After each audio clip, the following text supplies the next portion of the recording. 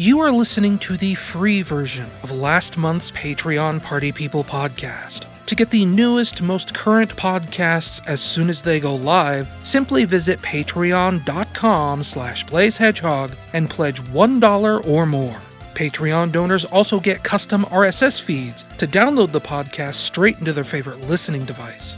And Patreon isn't just for podcasts. There's a plethora of bonus content, including artwork, downloadable games, and secret videos that are only available to donors. Donating is also the best way to show your support for everything I do. If you've ever enjoyed my blog, thought my videos were cool, liked my games, or whatever else, consider donating something. Just go to patreon.com/blazehedgehog to learn more about the multiple different ways you can show your support. Once again, that is patreon.com/blazehedgehog.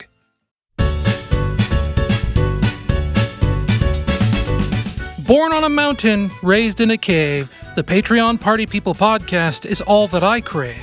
Hello and welcome to the podcast for April 15th, 2019. I'm, of course, your host, Ryan Bloom. And, around here, at least personally, I've talked about this before, it feels like I make excuses for the podcast being so late. There are days where I have opportunities to record the podcast, and I don't.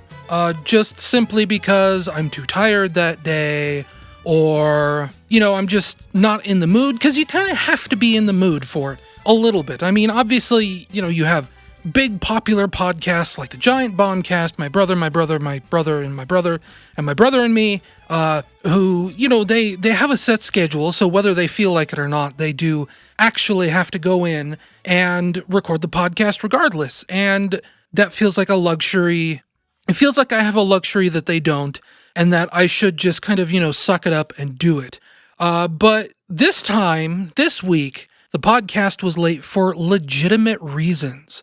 The notes I'm reading off of right now were actually written last Saturday, and I had a window of a Sunday where I could have recorded the podcast. I think it was Sunday, and I was just, I was tired. I wasn't in the mood. I didn't have enough sleep that night.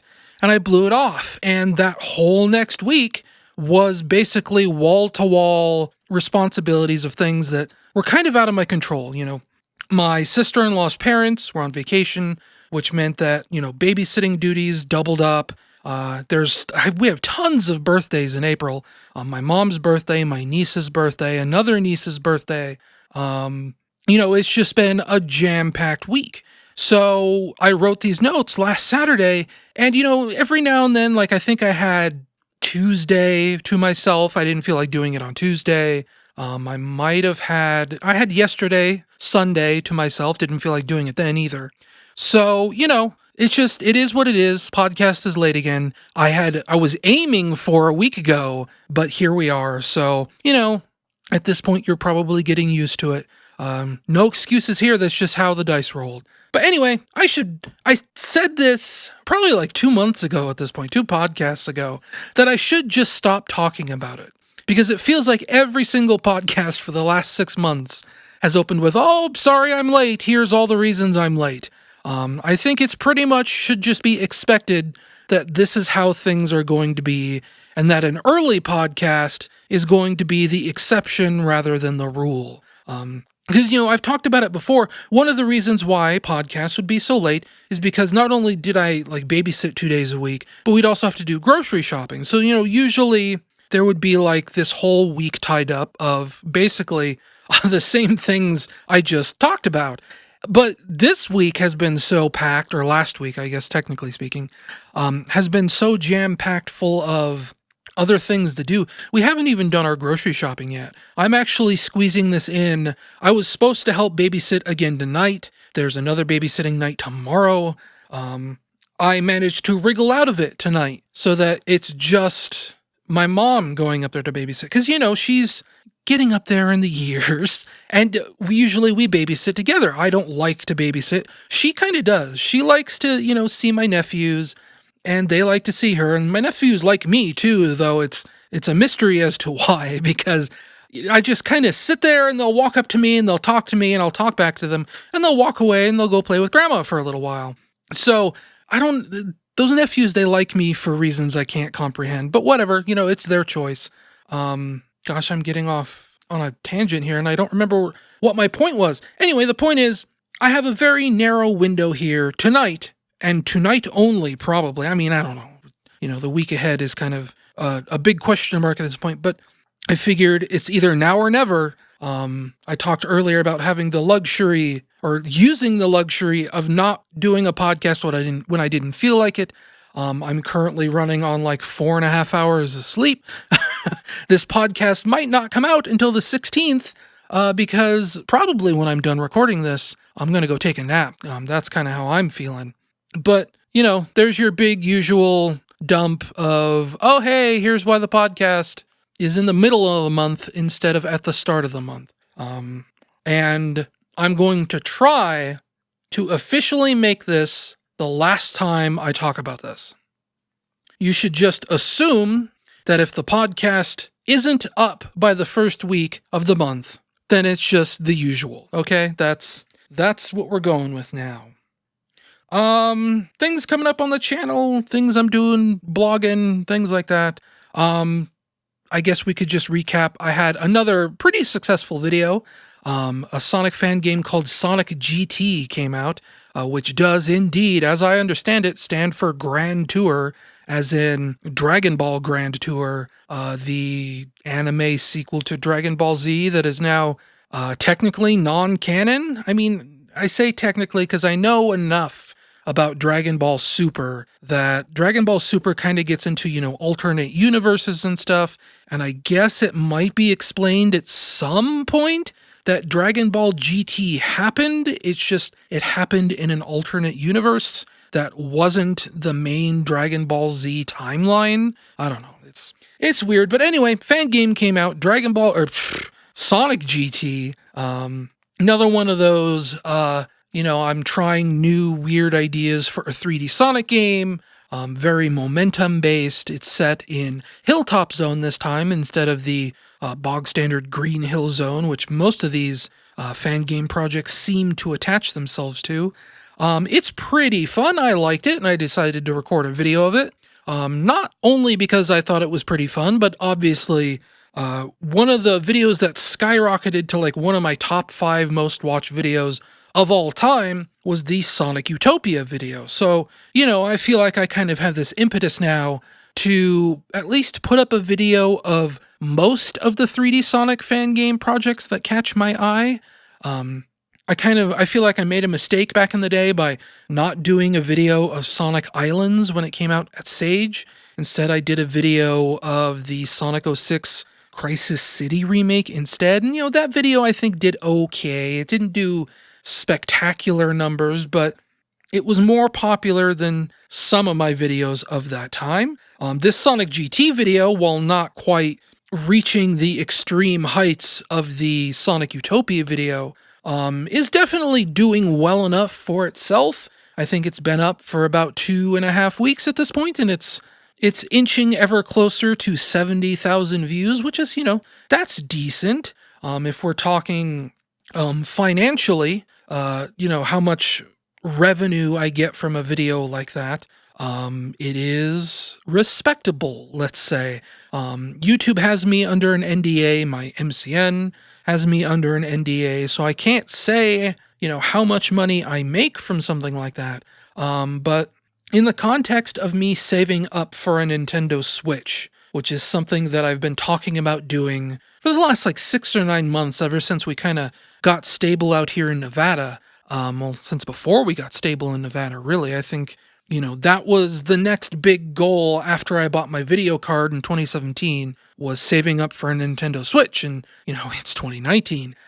Anyway, in terms of saving up for that Switch, I think with what I already have in my account, plus what I'm getting from the Sonic R video and the Sonic GT video, plus Patreon, plus what I make from TSSE, I will have more than enough for a Nintendo Switch by, let's say, next month, or maybe June.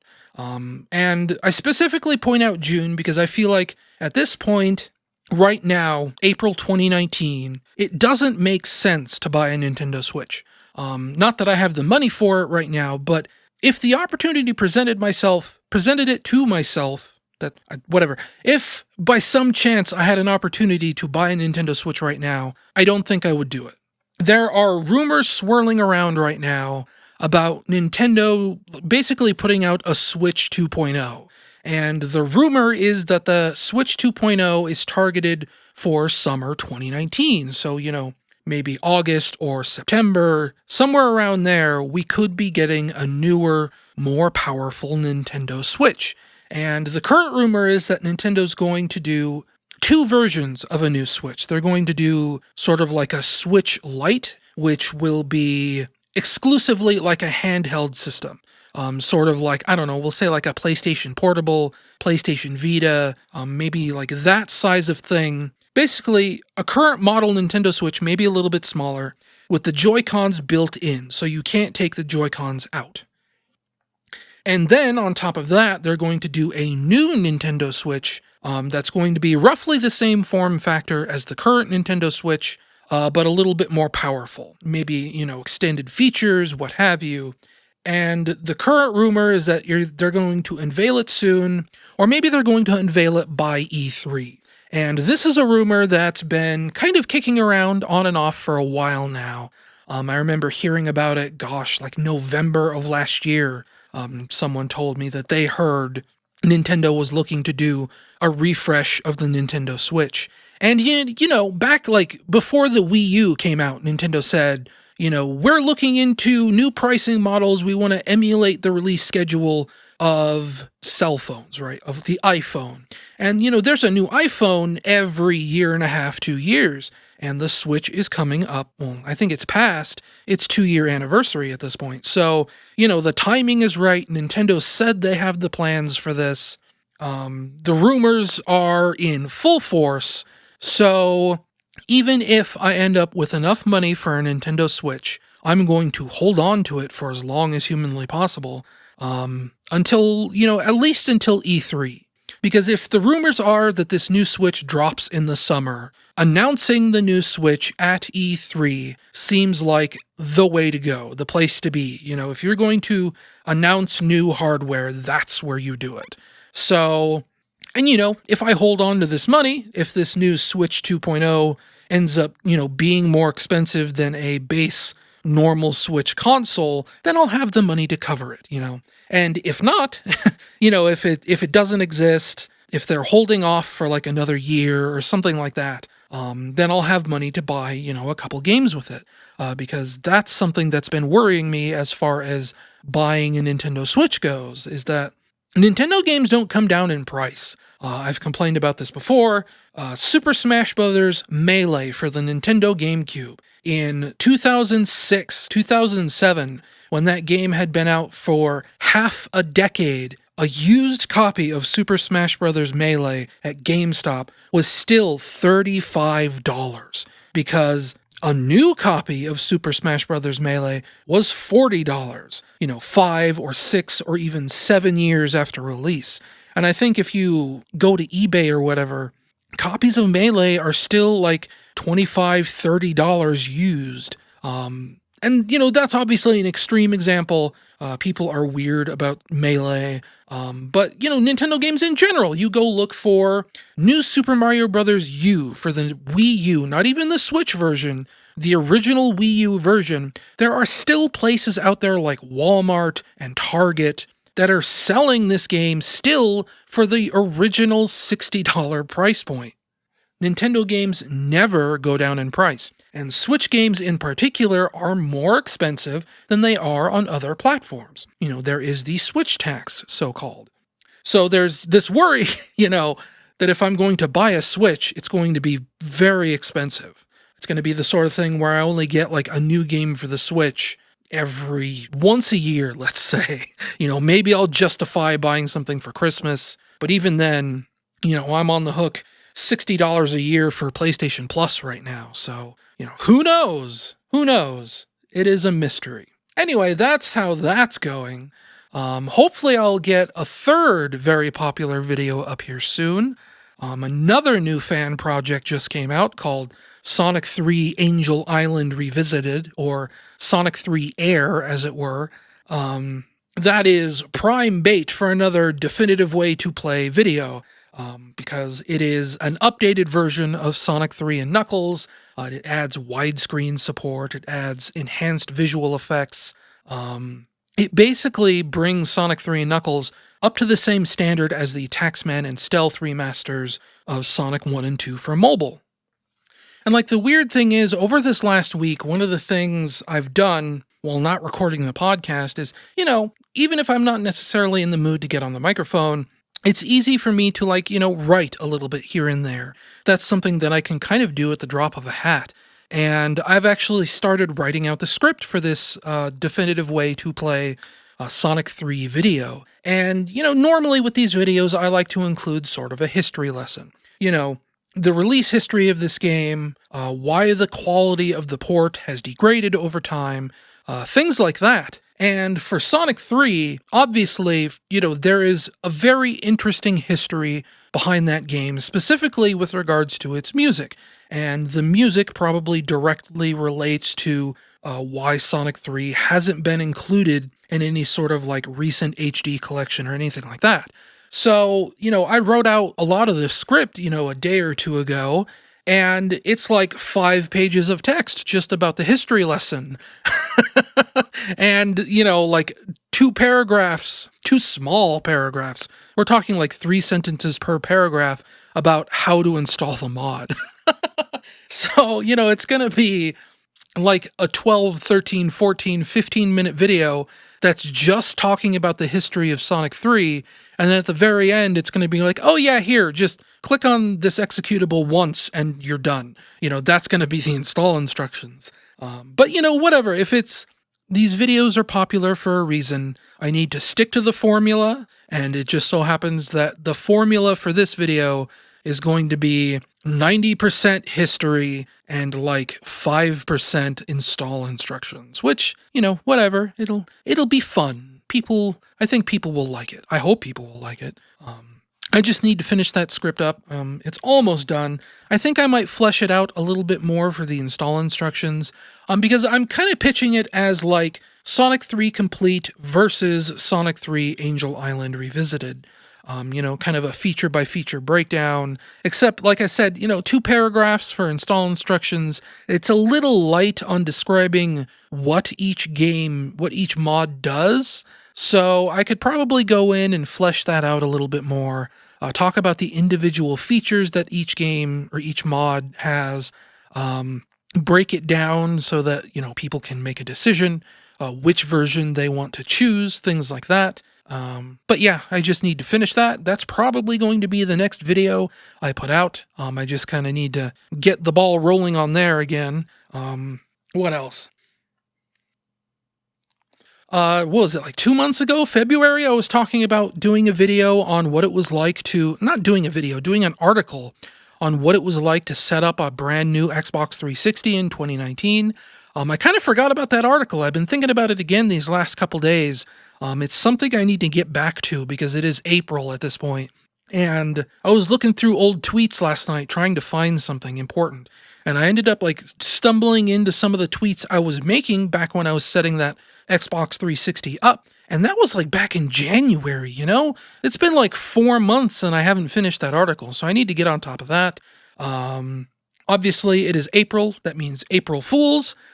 In the past, I have, participated in April Fool's gags, but this year I didn't do anything. In the background, I did start an April Fool's project. I don't really want to talk about it because it might resurface again later as something else. It was a game project, we'll say. And I got this ego in the back of my head. Sometimes he speaks up. Most of the time he's pretty quiet, but sometimes he speaks up and he's hey, this is an April Fool's project, but it could lead to bigger and better things. And it's the kind of bigger and better things that I don't think I'm quite ready for yet. And that's part of the reason why I kind of fell off on this project, and that's part of the reason why it might resurface again later.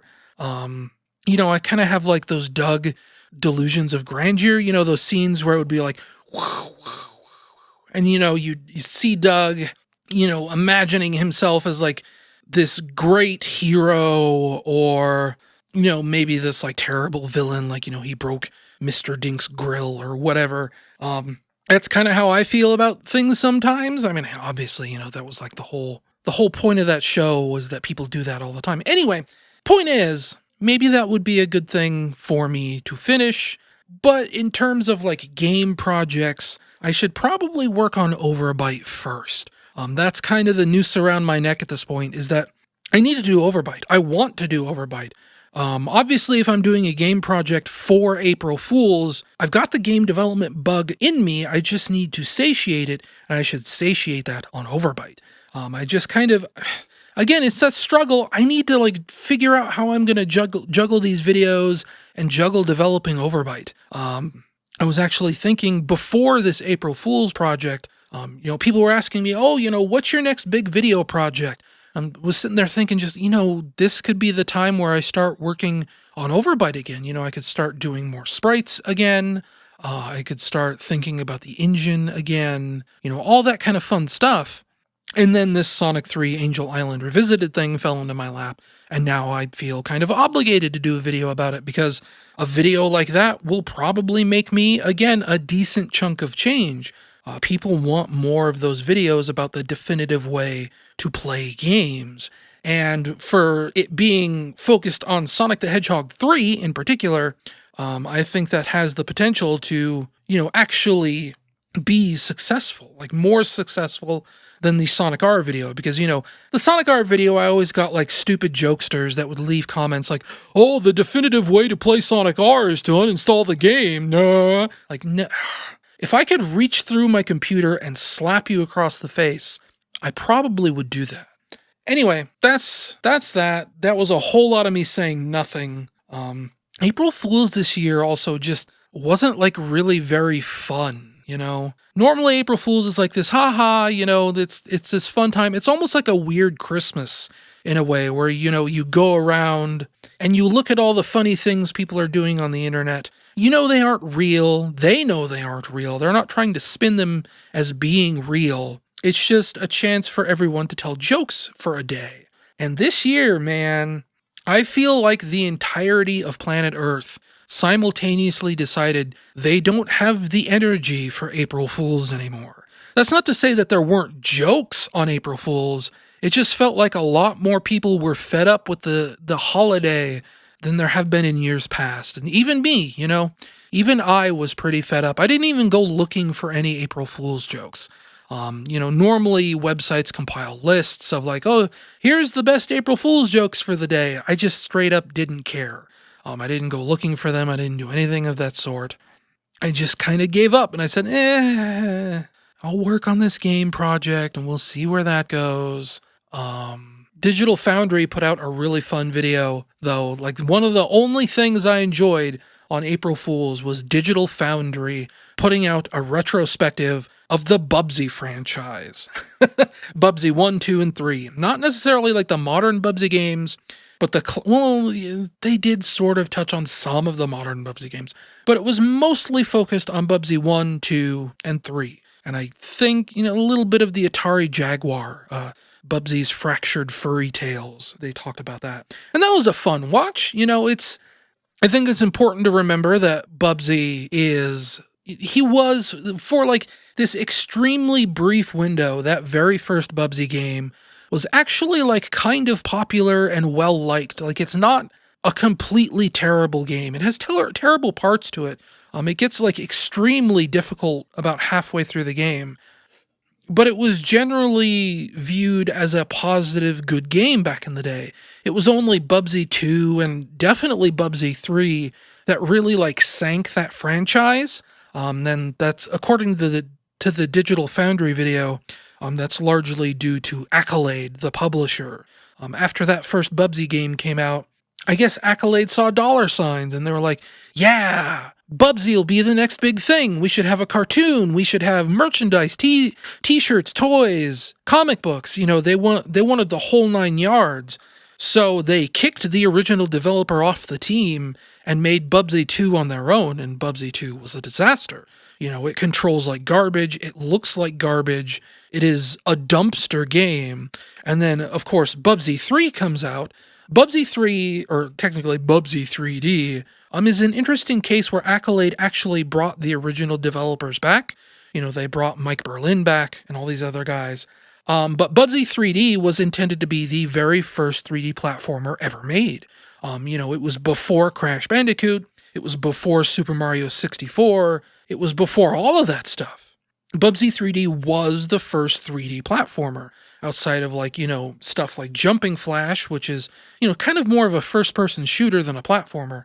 And as the story goes, Bubsy 3D was showing at E3 one year, and they went over and they saw the debut of Super Mario 64, and they all went, oh crap, because Super Mario 64 ran circles around them, quite literally.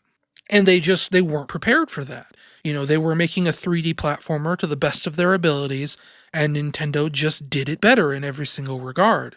It's one of those things where I think people say that, if Bubsy 3D came out in a vacuum, if it beat Crash Bandicoot, if it beat Mario 64 to the punch, it would probably be a lot more fondly remembered than coming out after Super Mario 64, which is what ended up happening. Bubsy 3D just, it didn't make it to market in time. It was revealed before Super Mario 64, but it just didn't have a chance to come out before that game did, apparently, or something like that. So, it was savaged in reviews as being like one of the worst games ever made. And, it may very well be, but that's only because they didn't have a template to follow at the time. It's, the 3D platformer, 3D character control in general is like this known thing now. Everyone knows how to do it, and you can trace all that lineage back to Nintendo figuring it out with Super Mario 64. I've said it before, maybe not on this podcast, but on my blog and other places. Super Mario 64 invented 3D character control for all video games everywhere. Not just for platformers like Banjo-Kazooie, but like Assassin's Creed owes something to Super Mario 64. The Legend of Zelda Breath of the Wild obviously owes something to Super Mario 64. Uncharted owes something to Super Mario 64. Saints Row, Crackdown, you name it. If it has a character, like a third-person camera controlling a character in a modern 3D game, a lot of that was figured out in Super Mario 64. Or at least, the basis came from Super Mario 64. Obviously, things have been, much more refined since then. So, that is a long shadow to cast on Bubsy 3D.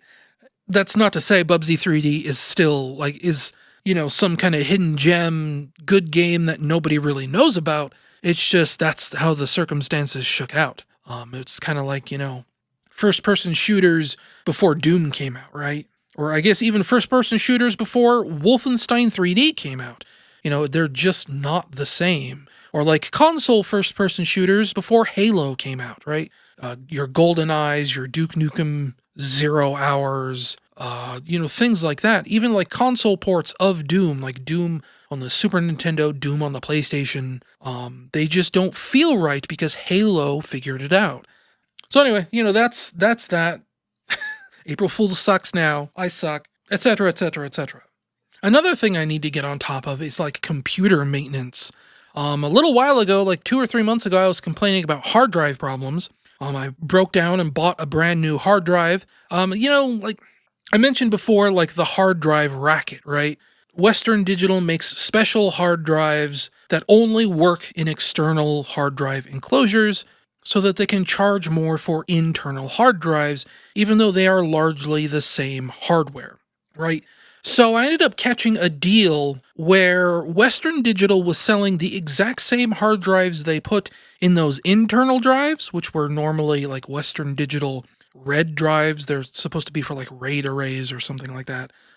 They were selling those bare drives, not like the special versions they make now for internal drives, but the drives that they used to be. They used to put Western Digital reds into those external hard drives, and now they put in like special versions called Western Digital White, but they're basically just red drives with, one special piece of hardware to try and prevent people from shucking the drive and selling them on eBay or whatever. Anyway, I ended up finding a deal for a 4 terabyte Western Digital red drive for around $100, and that was in the end of February, I think. It ate up almost all my savings at that time. But, I needed a new hard drive. I was running into speed problems. I've had weird issues with my drive on and off for the last, 9 months.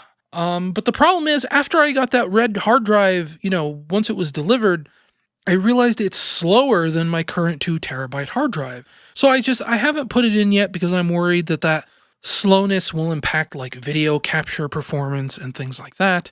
And at this point, the hard drive is here. It's in my hands. It's sitting 5 feet away from me here in my bedroom. And it would cost me more money to ship it back than would be worth it. It would probably cost me $10 to ship that back to Newegg to get my money back. Which, when you're talking $100, maybe that's not the worst thing in the world. But it's just a big hassle. I should use that 4 terabyte hard drive. I'm running out of space on all my partitions. Right now, I have a 500 gigabyte hard drive and a 2 terabyte hard drive. And the 2 terabyte hard drive is where I capture all my video. It's where all my Steam games live, things like that. And that's the drive I've been having problems with, is the 2 terabyte hard drive. And this 4 terabyte hard drive will alleviate that problem. It won't clear up the low space problems I'm having on my C drive and the other partition that's on that same drive, because, 500 gigs is not a lot of space, and I'm really having to squeeze for space there. So, that's one of those things where I should probably actually buy another new hard drive, maybe a cheap 1 terabyte to put, C drive on and that other partition. Anyway, point is, I've had that drive sitting here for almost a month and a half now, and I haven't put it in yet because I'm worried it's going to be prohibitively slower. The current 2 terabyte drive in there is 7,800 RPM, and the new drive is 5,200 RPM. So I don't really know if that difference in speed is going to really bear out too much in games. Obviously, I think games will probably load a bit slower, but I'm mainly worried about video capture. I've started dabbling a little bit in 4K videos, which would probably be difficult to record on a slower hard drive. Just things like that. And it's just one of those things where I'm worried about it, but I also kind of just need to bite the bullet. And I have other computer maintenance I need to do anyway. Gosh, at this point, 6 months ago, I bought a new CPU cooler because I was starting to have CPU cooling issues. I mentioned in the move out here from Colorado to Nevada, my CPU cooler kind of broke a little bit. It's not unusable. It's still cooling the CPU just fine. But one of the pins is a little loose in a way that kind of makes me worried. So I actually spent the money, $20 back in October, maybe even September. I bought a nice, expensive HyperX Evo cooler, one of those super coolers that keeps your CPU ice cold. It's basically the best air cooler you can buy that isn't a water cooler or anything like that. And I just haven't put that in either. Because my cousin makes it sound like I'm going to have to disassemble the whole motherboard to get that cooler in, and I don't want to do that. But I haven't done that yet. I haven't done the hard drive yet. I need to get on this stuff because, eventually I'm going to have some kind of catastrophic failure here, and it's going to cost me a lot more money to fix it than, just putting in the parts that I have right now. Speaking of bad computer parts, another reason I've been having trouble getting things done lately is my hands have been bothering me. I haven't really talked about this a lot because carpal tunnel syndrome seems to just kind of come with the territory. People who play lots of video games seem to eventually develop hand problems. People who use the computer a lot eventually seem to develop hand problems. So I've kind of kept quiet about it because, I don't want to be oh, woe is me, when it's kind of woe is everybody. But one of the things I had back in Colorado that I ended up buying for Christmas this year, I think I talked about it in January, was a new wrist rest, because I think I mentioned it back then that my hands were bothering me, specifically my left hand. So I bought a wrist rest off Amazon. And I was okay, cool, now I have a wrist rest. My hands are going to get better. And as it turned out, the exact opposite thing happened. Instead of getting better, my left hand got worse, and it started hurting in my right hand too. I'm right-handed, so it was kind of weird in the first place for my left hand to be like suffering these problems. And then once it actually started hurting in my right hand, I knew something was up. And like the extra weird part of this story is after I bought these wrist rests, I wanted to leave a review. I'm the kind of person who likes to leave user reviews for things they buy, be it on Amazon, IMDb, Steam, etc. I try and write, short, concise, honest user reviews. I went to go review this wrist rest because at the time, when you change something in your environment like that, there's this very brief period where it feels good for a while because, it's something different. It's not, like the problem is repetitive strain injury or repetitive stress injury. And when you change something about your environment, it stops being repetitive. So you enter this like very brief 4 or 5 or like a week period where everything feels better for a little while, and then it goes back to getting worse again because, you're just straining repetitively in a new way. Anyway, there was this brief period for about a week where, my hand felt better and I wanted to leave a positive review on Amazon. This memory foam wrist rest, it's great. A+, would recommend. I went to click the review button on Amazon, and Amazon straight up told me, it says, error. User reviews for this product are not available at this time due to suspicious activity. And checking the page again, because I bought this wrist rest because it was one of the highest rated wrist rests on Amazon. You figure a lot of people review it positively. There has to be something there. Maybe there's like astroturfing with reviews where people write tons and tons of fake reviews. And that might have actually been what happened with this wrist rest. Because after it gave me this error, I went and I checked the page again, and all of the user reviews, the like 30 or 40 or 50 user reviews that gave it like 5 stars, all of them had been erased except for one. And that was a fairly average, it does what it says on the package review. So I think that wrist rest was bogus. And like the other weird thing about it is I took a picture of this, specifically of my desk. About a week after I got that wrist rest, it was already filthy. I don't know what material they made it out of, but it turned into like this weird dirt magnet where you could see, like, this is going to be gross, but you could see where my wrist had been resting. There was like this strip of like dead human flesh, like flesh flakes, body flakes, where my wrist had been after only owning it just a week. And it was really nasty looking, and eventually my hands started hurting worse than ever. So, just a few days ago, I finally peeled it off because I had it stuck to my keyboard tray here with double-sided tape. But I peeled it off, and I threw it away. And, maybe it's just the whole, I changed my environment, so the repetitive stress injury went away for a little while. But my hands, feel 1,000 times better. Just automatically from getting rid of this crummy, maybe scam-ridden wrist rest I bought from Amazon. It used to be this sort of thing where, like, if I extended my arms all the way out, like, imagine I'm T-posing, right? And then I angled my hands up towards the sky and made a fist, I could feel my fingertips tingle in both hands. And that's actually carpal tunnel. That's not repetitive stress injury. That's, like, legitimate carpal tunnel. And since I got rid of this wrist rest, that stopped happening in both my hands. So, I don't know. If my hands start hurting again, I'll probably look into another wrist rest. Maybe not from Amazon this time. They sell them all over the place. Maybe I'll look in Best Buy. Maybe I'll look on Newegg. But, yeah, that was a bad wrist rest.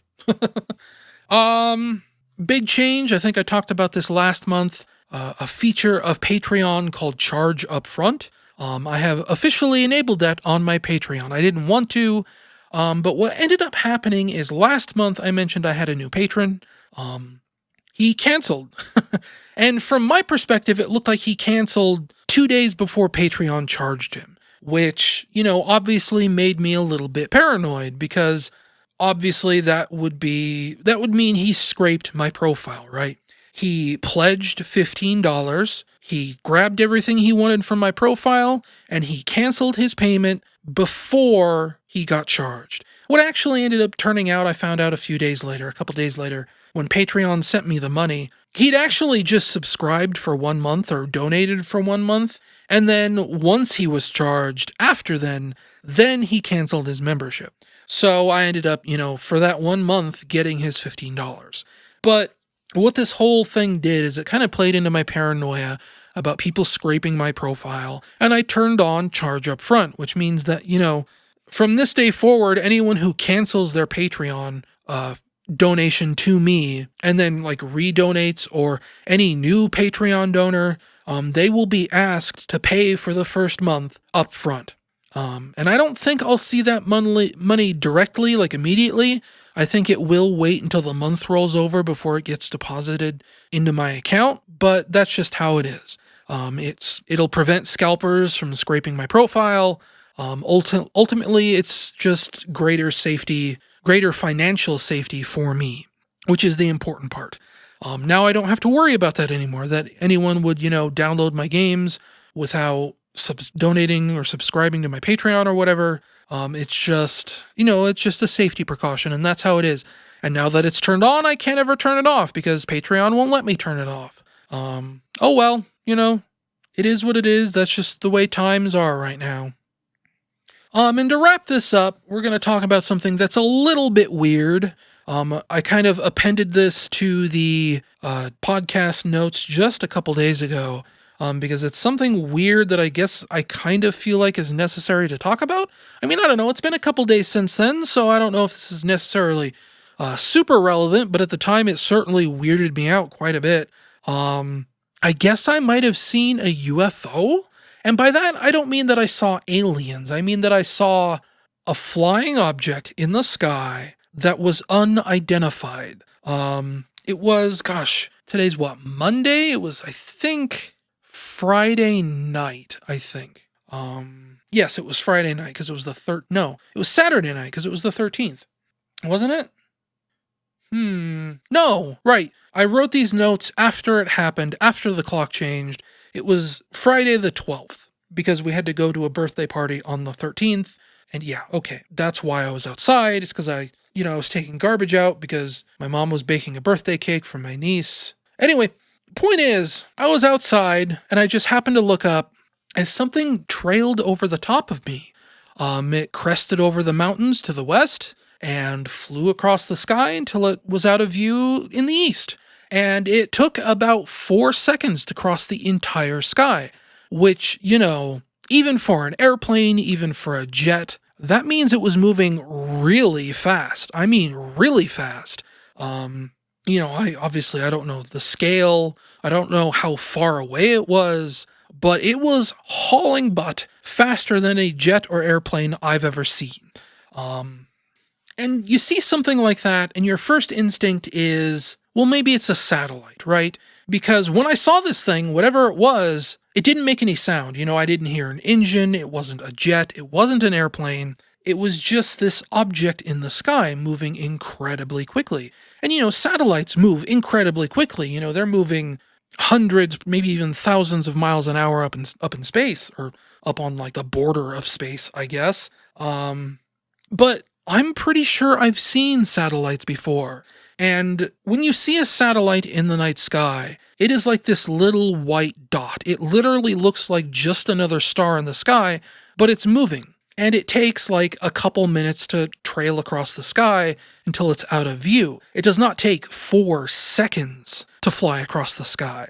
And it wasn't a meteor, it wasn't a comet. I know this because it was close enough that I could kind of see an outline of something. Obviously, this was 10:45 at night, so, I couldn't clearly see every single individual piece on the object, but I could tell that it was close enough that I could tell it was a piece of machinery, and it had a little red light on its bottom. It almost kind of looked like I could make out wings, maybe? I mean, it was, again, dark, it was hard to tell, but I could tell it was a solid piece of something, and it was close enough that I could kind of make out an outline. Maybe it was closer to 11:45. I actually wrote 11:45 in my notes. I think it was right before midnight. But, it had this red light underneath it. It wasn't blinking, it wasn't pulsing. If you've ever seen airplanes, usually the lights underneath them will blink or pulse to intentionally draw your attention to them so that, other airplanes and things like that don't run into themselves, so that planes don't crash in the sky. Even if your radar fails, you can at least see the lights flashing, and it prevents collisions in the air. This wasn't doing that. It wasn't blinking or pulsing. It was just a solid red light on a totally silent object that drifted across the sky at impossibly fast speeds. What did make a sound was about 5 or 10 minutes later. I'd gone back upstairs after taking the garbage out, and, I wanted a late night snack. It was close to midnight. It was at this point, it was actually 5 minutes till midnight. And as I'm standing there in the kitchen making a sandwich, I hear this sound that's at first it sounds like wind is rushing. When it gets really windy outside and it buffets against the apartment, it makes a certain kind of roaring sound, right? And I heard something that was sort of similar to that, but not really similar. It was one of those things where I'm standing there in the kitchen, what is this sound? That can't be the wind, can it? And, we've had some pretty windy days here over the last couple weeks, so, maybe it could have been the wind, but it was only after a few seconds later that I could hear the jet engine trailing off into the distance. What I assume happened was that we had a jet fly over the apartment super low, and that's the sound that I heard. It was this big rumbling sound, so he must have been pretty low. And again, he was moving pretty fast because, this rumble comes up on the apartment and then suddenly it's just in the distance. So, I see this weird, totally silent object moving insanely fast, completely silent. And then 5 or 10 minutes later, this jet roars over the apartment. And the very next day, after I went to bed that night, I woke up the next day. And what actually woke me up the next day was that jet flying over the apartment again, super low. It's just a really weird experience that I cannot explain in any way, shape, or form. I don't know what I saw. I don't know what I heard. It was just bizarre. And I've talked about this a little bit before on the podcast. I come from a family that has had a lot of experiences that make for some pretty spooky stories. My mom in particular has a lot of stories about the things she's seen growing up, the things she's experienced growing up, that kind of sort of probably fueled my interest in paranormal things. I don't like them anymore because they got really boring, but I used to really love ghost hunter shows when those first started. I loved the X-Files. I love spooky stories. Halloween is my favorite holiday of the year. And it can all kind of be traced back to the fact that my family, they have ghost stories for you if you want to hear them. They have alien encounter stories if you want to hear them. And it's one of those things where I've never personally seen anything myself.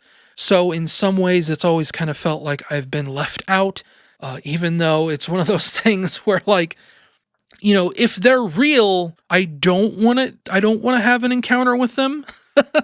But, you just don't know. They're just stories. They're secondhand accounts from people that I trust very much. But again, you just don't know because you weren't there. You didn't see them. Maybe there's a logical explanation for some of the stories they tell, but, that's not fun to think about. And I am 100% on board with the fun of thinking of these things. I am an I want to believe person. That does not necessarily mean I do believe. It means that I'm open to the possibility of believing because, again, I'd never experienced anything for myself. Nothing paranormal has ever happened to me. Maybe until now, because I don't know what that was. I don't know what the light was. I don't know why it didn't make sounds. I don't know why there was a jet flying so low over the house just 5 minutes later. It could have been an experimental aircraft. We're not that far away from a military base as far as I'm aware. But why? Was I the only one who saw it? I guess I technically should have looked up, maybe there was a news story about it. I doubt it. Obviously, they're flying around at midnight, basically. They don't want to be seen if it's a test flight. I don't know. It's weird, but I love weird. Anyway, that's that. We're going to take a break. I'm going to get something to drink, and then we'll come back to talk about the Genesis Mini. Stay tuned for that.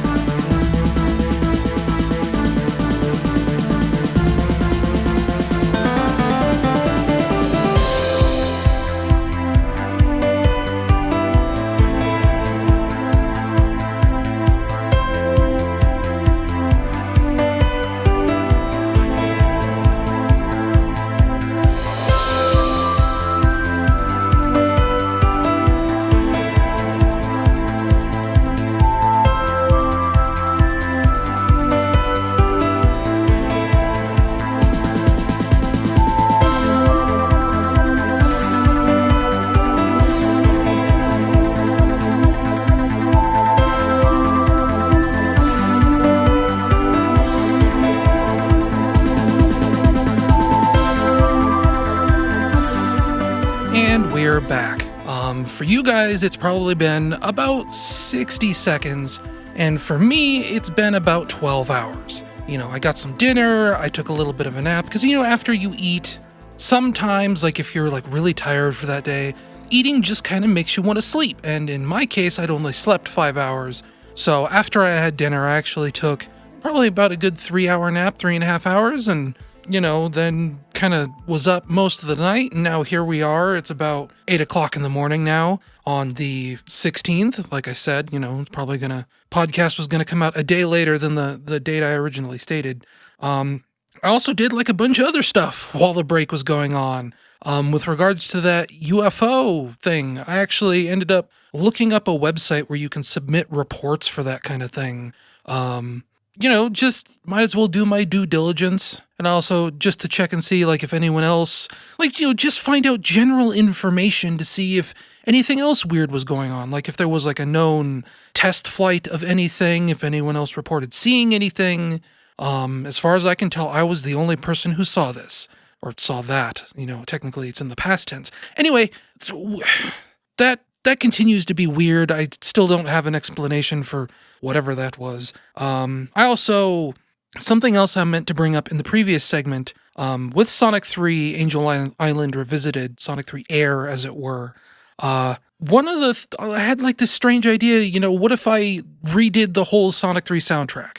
Obviously, I do music. I started a band camp a couple months ago, put up my entire, big, huge archive of music I've remastered in FL Studio. It's a whole big process. I'm going to do a video for it on my YouTube channel someday, probably once I get this new hard drive in. And I just decided, there are MIDIs for the Sonic & Knuckles collection, official Sega MIDIs. What if I took those MIDIs and I remastered them? And then I made a mod for Sonic 3 Air because it has mod support. It's pretty rudimentary right now, but the developer has plans to expand it a little bit. Right now, it does support soundtrack replacements, so, I could, in theory, make a remastered version of the Sonic 3 soundtrack, release it as a mod for Sonic 3 Air, and that would be pretty cool. So, I started that. I'm having my doubts on whether or not I'll finish it. I got up to about Marble Garden Zone Act 2 and really started to get burnt out on that project.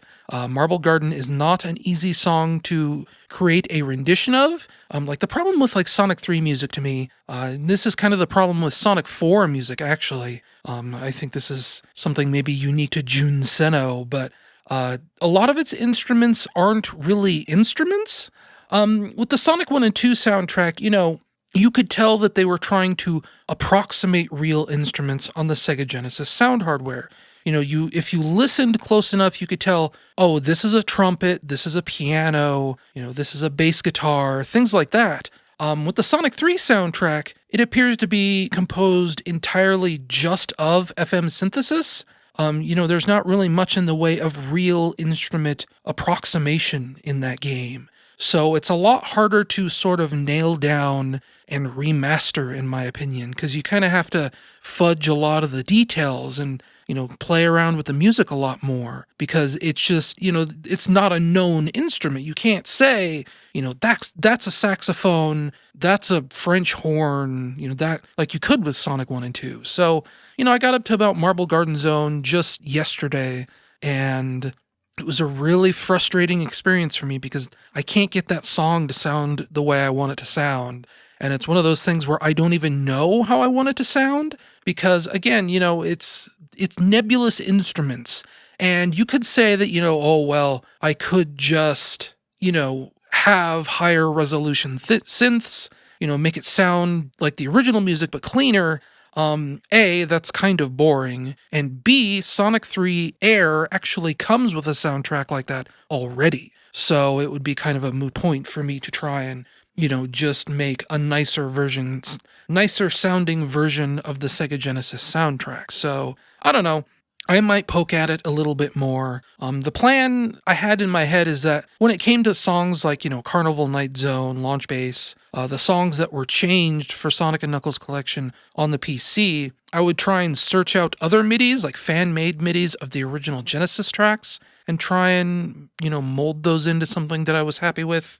But it's kind of, maybe this is a futile project, I don't know.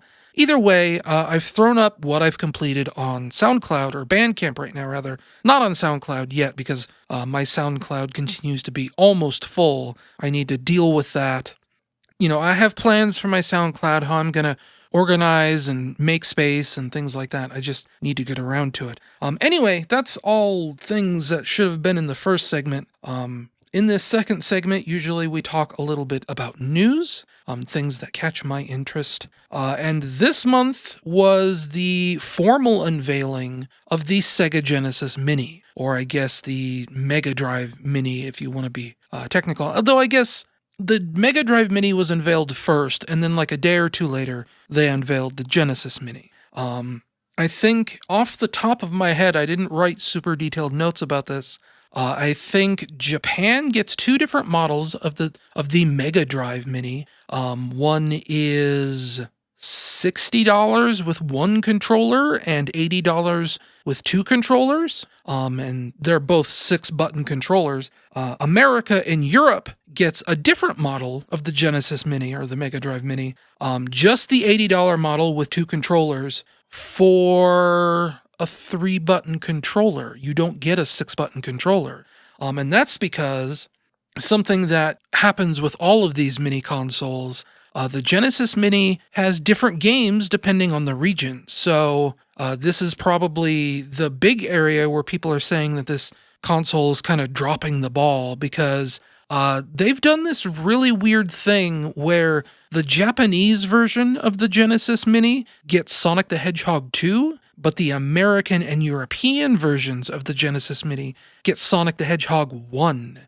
And it's this weird scenario where they were talking about before they announced the list of games. Right now, all we have is 10 games, but, this is where the differences are coming in. Before they announced any games at all, they said that they were trying to keep the list concise, I guess. They didn't want repeat entries of multiple franchises. So, for example, you'd only get one Streets of Rage game, you'd only get one Sonic the Hedgehog game. It was one game per franchise. So the fact that Japan is getting Sonic the Hedgehog 2 means that's their only Sonic game. They're only getting Sonic 2. For America, us getting Sonic 1, that's our only Sonic game. We're only getting Sonic 1. So to get Sonic 1 and Sonic 2, you have to buy 2 separate versions of this hardware. You have to import one from Japan to get the game you want, and you have to buy it locally to get the games for completionist's sake. Obviously, they haven't announced all the games. They've only announced 10 games per region. I didn't write down what those 10 games were, but it is a pretty big bummer. But like I said, this kind of happens. It happened with the PlayStation Classic. Japan got games like Parasite Eve, whereas we got games like Paddle Arena Toshinden, things like that. Happened with the Super Nintendo Mini. Like, it was this weird thing where I think Japan got Super Street Fighter 2 Turbo, and America got Street Fighter 2 Hyper Fighting or something like that. So Japan got like the complete version of Street Fighter 2, with, Lei Fang, is that his name? The Bruce Lee looking dude, Cammy, all the extra characters. Japan got that version.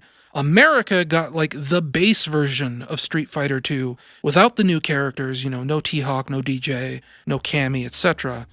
And it was just a weird thing that happens sometimes. And I apologize if you hear something out my window right now.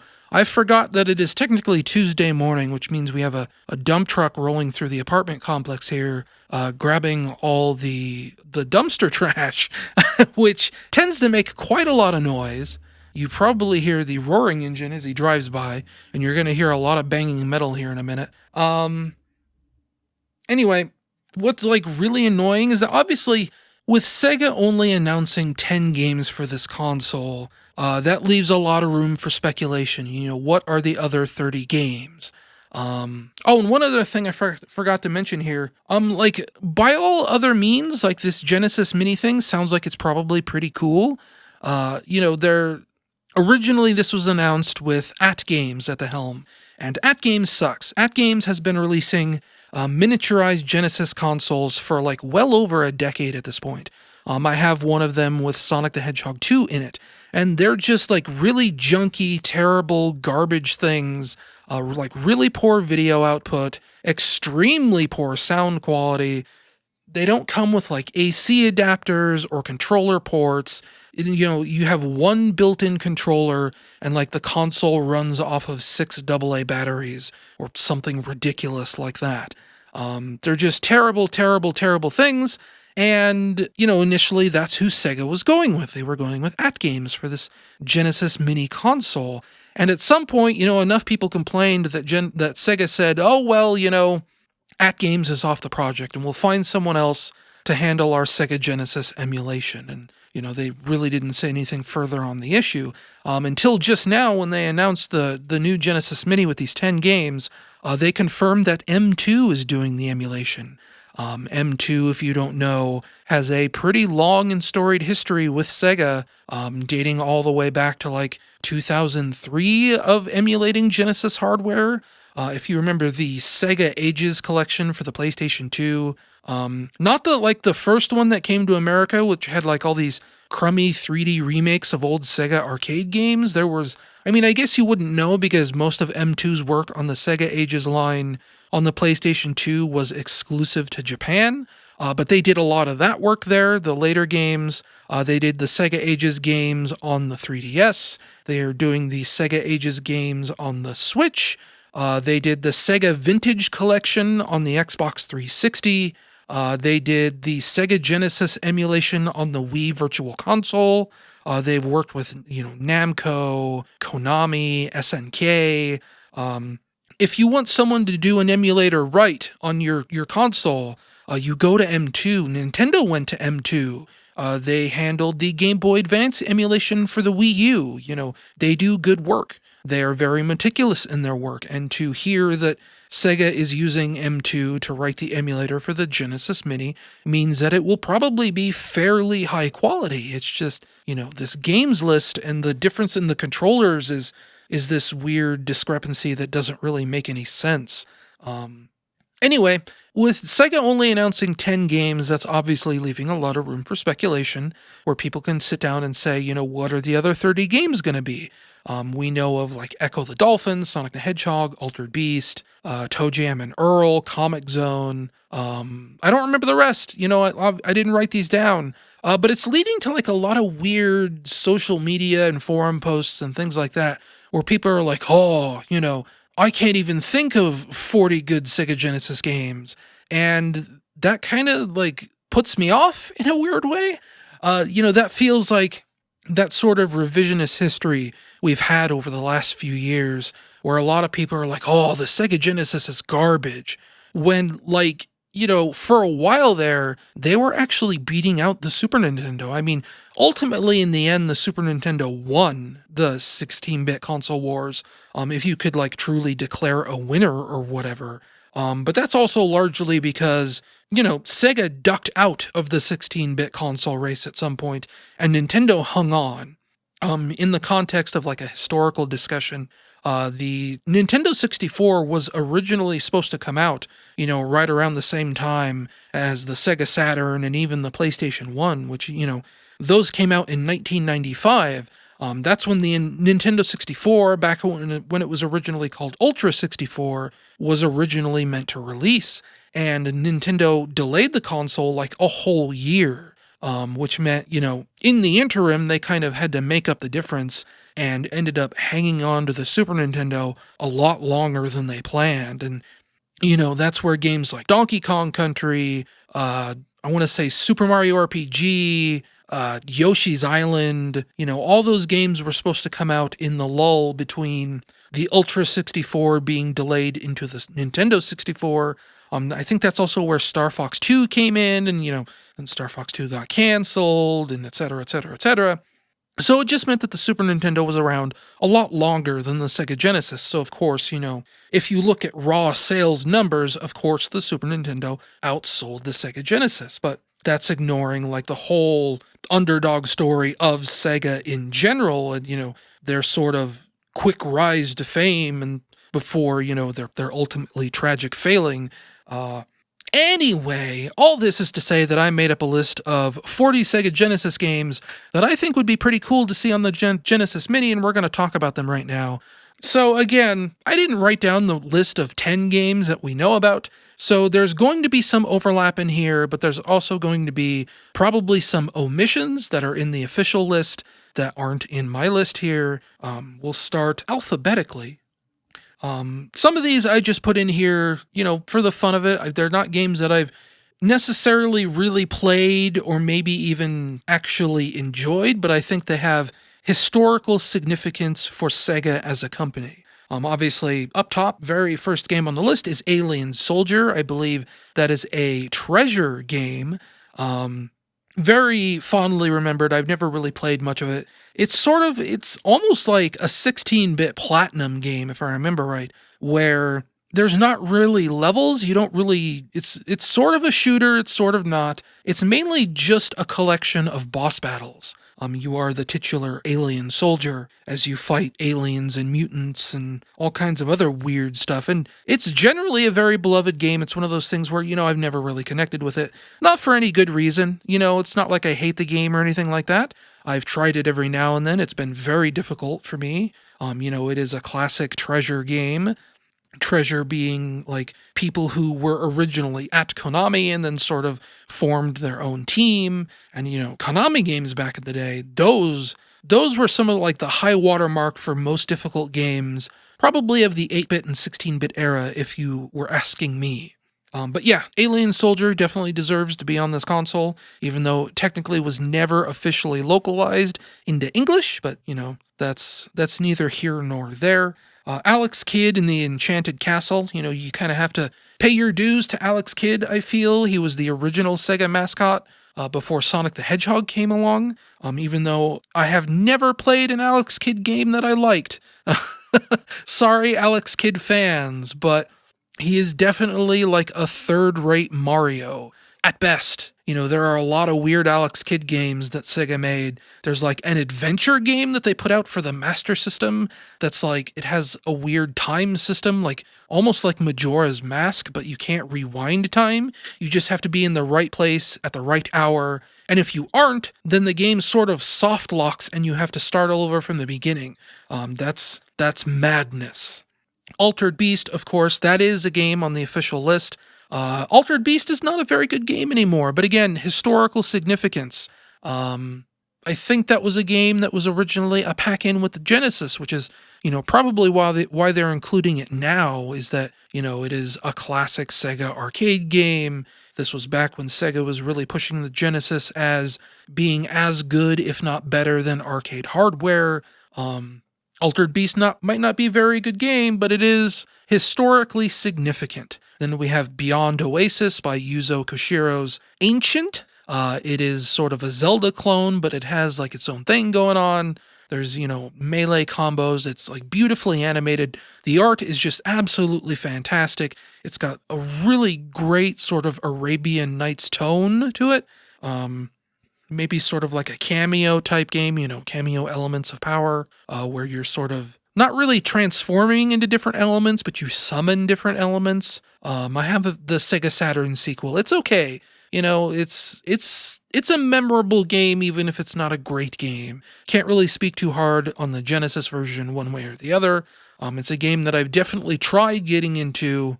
And, emulator syndrome as it is, you have so many games at your fingertips, you just kind of bounce off of more complex experiences like this, and you don't really get very far because you're not really playing it for serious. You're just sort of sampling everything, and I never really got beyond that point. Castlevania Bloodlines, of course, historically significant, a great game in its own right, kind of a different take on Castlevania, very different from the NES and Super Nintendo Castlevanias. Almost probably the most modern Castlevania in terms of era, what the era it's set in, outside of, say, maybe Castlevania 64. Castlevania Bloodlines was originally supposed to have like a Nazi blimp level in it. And ultimately that ended up being cut. But there's screenshots out there of it, just to give you the idea of what year that game takes place in. It's real weird, real cool, definitely needs to be on the collection, and it is. So, Contra Hardcore, definitely up there with Castlevania Bloodlines. Again, very similar sort of thing. I think both Bloodlines and Hardcore might have been the team that eventually became Treasure. Don't quote me on that. I'm not sure about that. I have not looked up any historical information about that at all. So, I could be just blowing smoke on that one, and I very likely am. But it is still, very different from most of Konami's output, very different from the 8-bit and 16-bit Contra games. Again, definitely deserves to be on the collection, even though it is massively difficult. Comic Zone, again, I think that's on the official list. Historically significant. I think it's an STI game. Very interesting art style. You play as an artist that gets transported into the comic book he was drawing, and he sort of has to fight his way out. And, not all of it is like super solid and sound and everything, but what it lacks in gameplay mechanics, I think it more than makes up for in having like an interesting premise and an interesting art style and just a very unique sort of game. Crusader of Senti is another Legend of Zelda clone. This one is much more like A Link to the Past, but sort of leveraging the Sega Genesis hardware in interesting and weird ways. You don't really have characters made out of one sprite. It's more closely resembling like Vectorman, the way Vectorman animates, where you have like all these different separate pieces that sort of like motion tween as part of animation. Not like the best game in the world. I played about 3 or 4 hours of it a few years ago. It's all right. It's decent. It's just not as good as The Legend of Zelda. But taken on its own, it's a pretty good game. It's not as good as Zelda, full stop. But it is a good game. Dr. Robotnik's Mean Bean Machine, of course, you gotta have that game on there. And I think that's another game that is on the official list of 10 games we know about. I don't really have to say anything about this game. It's Dr. Robotnik's Mean Bean Machine. It's Puyo Puyo, you gotta have that game on there. You gotta have like a puzzle game. Originally, this list contained Columns 3 as another puzzle game, and I ended up having to axe that because, I had more than 40 games on here. Again, like the whole point of this list was people saying that it was hard coming up with a list of 40 worthwhile Sega Genesis games, and I think I ended up building a list of like 45, 46 games, like pretty easily, I'd say. Next game on the list would be Dynamite Heady, another treasure joint. Again, if you're building a list of like super important Sega Genesis games, you gotta have Dynamite Heady. It is a technical showpiece for the Sega Genesis. That's all there really is to it. It's a treasure game. It's hard, it's creative, it's weird, it's wacky, it's fun. Again, not really a game I've ever gotten super deep into. Not for any good reason. It seems like a fun game. A lot of people love it very dearly. It's just, you have a sampler platter and you try everything for 2 minutes and then you sort of give it up. And I've never really gone back to Dynamite Heady beyond that. Again, doesn't mean it's a bad game. It just means there are like 200 to 300 or 400 Sega Genesis games, and it's just, that's how the dice fell. Next up is Ecco the Dolphin. Again, that's part of the official list. I remember that. Ecco the Dolphin is a weird case where, like, it is associated with the Sega Genesis brand a lot. It is a very unique, interesting game. You sort of play as a dolphin with, like, all the limitations that sort of entails. You're not really platforming, you're swimming, and you sort of have to make do with the abilities you have. And despite being so closely associated with the Sega Genesis hardware, Sega doesn't own the rights to Ecco the Dolphin. It belongs to Appaloosa Software, who, for a while there, wasn't really lending the game back to Sega. Sega was building like classic game collections, and were having to leave Ecco the Dolphin off those collections because either Appaloosa didn't want to deal with Sega or Sega didn't want to deal with Appaloosa, and Sega just lost the rights to use Ecco the Dolphin. Thankfully, they have it back, as it is a very important definitive game for the Sega Genesis hardware. Again, you can't have a collection of Sega Genesis games without Ecco the Dolphin. For better or worse. I was never really a fan of Ecco the Dolphin. It was a game my cousins had, and I found it to be impenetrable. It's almost sort of like a Prince of Persia game, except you're playing as a dolphin. Very weird, but definitely worth including. Next would be Ghouls and Ghosts. A lot of people would say that, Super Ghouls and Ghosts on the Super Nintendo is just a better version of this game, and maybe they're right, but at the same time, Super Ghouls and Ghosts is also like a completely different game. Again, Sega was sort of selling the Genesis on being, bring the arcade home. That was kind of Sega's whole deal with the Genesis. And the Genesis version of Ghouls and Ghosts is a lot closer to the original arcade version. It shares a lot of the same graphics, a lot of the same level layouts. Super Ghouls and Ghosts is a completely different, separate game. It is, it loosely follows the themes of the arcade version, but is definitely its own entity. If you're looking for something that more closely celebrates the original arcade game, you get the Sega Genesis version, which is, again, different game, can't be understated enough.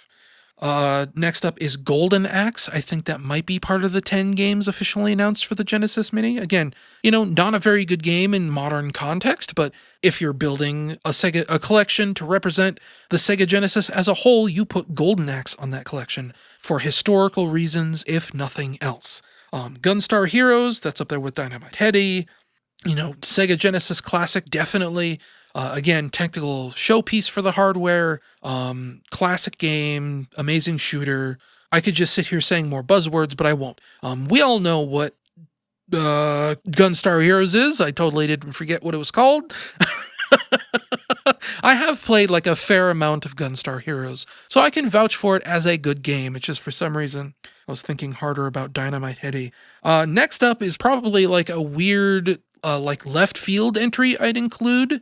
Would be Haunting starring Poltergeist. This is a very, very old very early Electronic Arts game.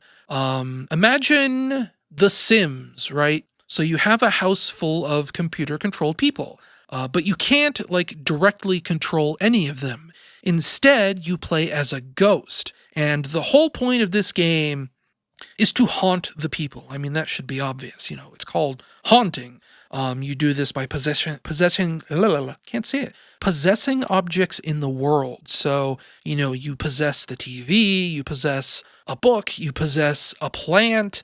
And the idea is that you sort of set up like these combo chains of scares. Every time you possess an object, it sort of turns it on as a trap.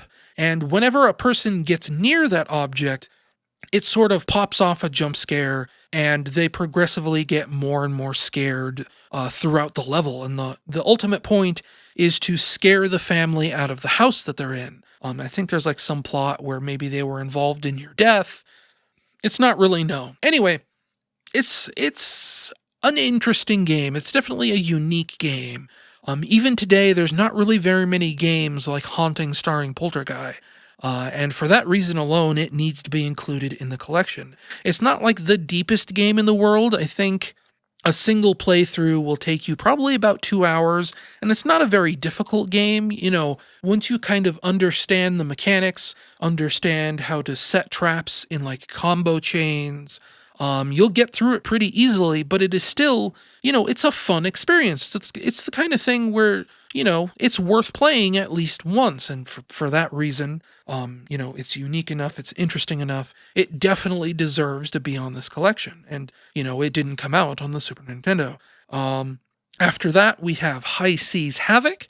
If you don't know what High Seas Havoc is, I don't remember off the top of my head who made this game, but it is essentially a pirate-themed Sonic the Hedgehog clone. You play as like some kind of otter or something, I don't remember. Maybe this was like a Konami game. It feels kind of like Konami or Namco or maybe Technos? I don't know.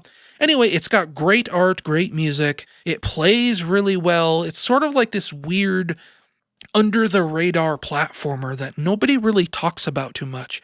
And it's actually really fun. I played through probably about an hour of it last year and was pleasantly surprised by it. It was the first time I'd ever played that game ever, and it's really good. It gets really hard, too.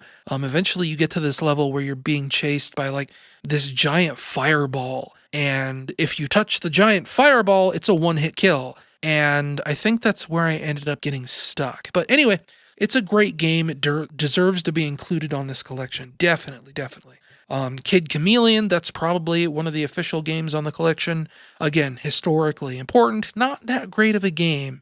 Not terrible by any stretch of the imagination, but it's kind of ugly, and it's kind of just a weird version of Super Mario Brothers. Kind of like an Alex Kidd game, almost. But again, historically important. It is a first-party Sega game that is weird and interesting, if not especially unique.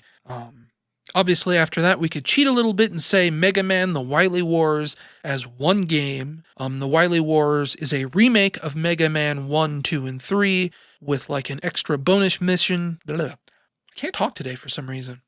With like an extra bonus mission at the end. It's really good. I put in quotation marks there because I've never really been like that much of a fan of classic Mega Man. It's one of those games like where I totally respect it.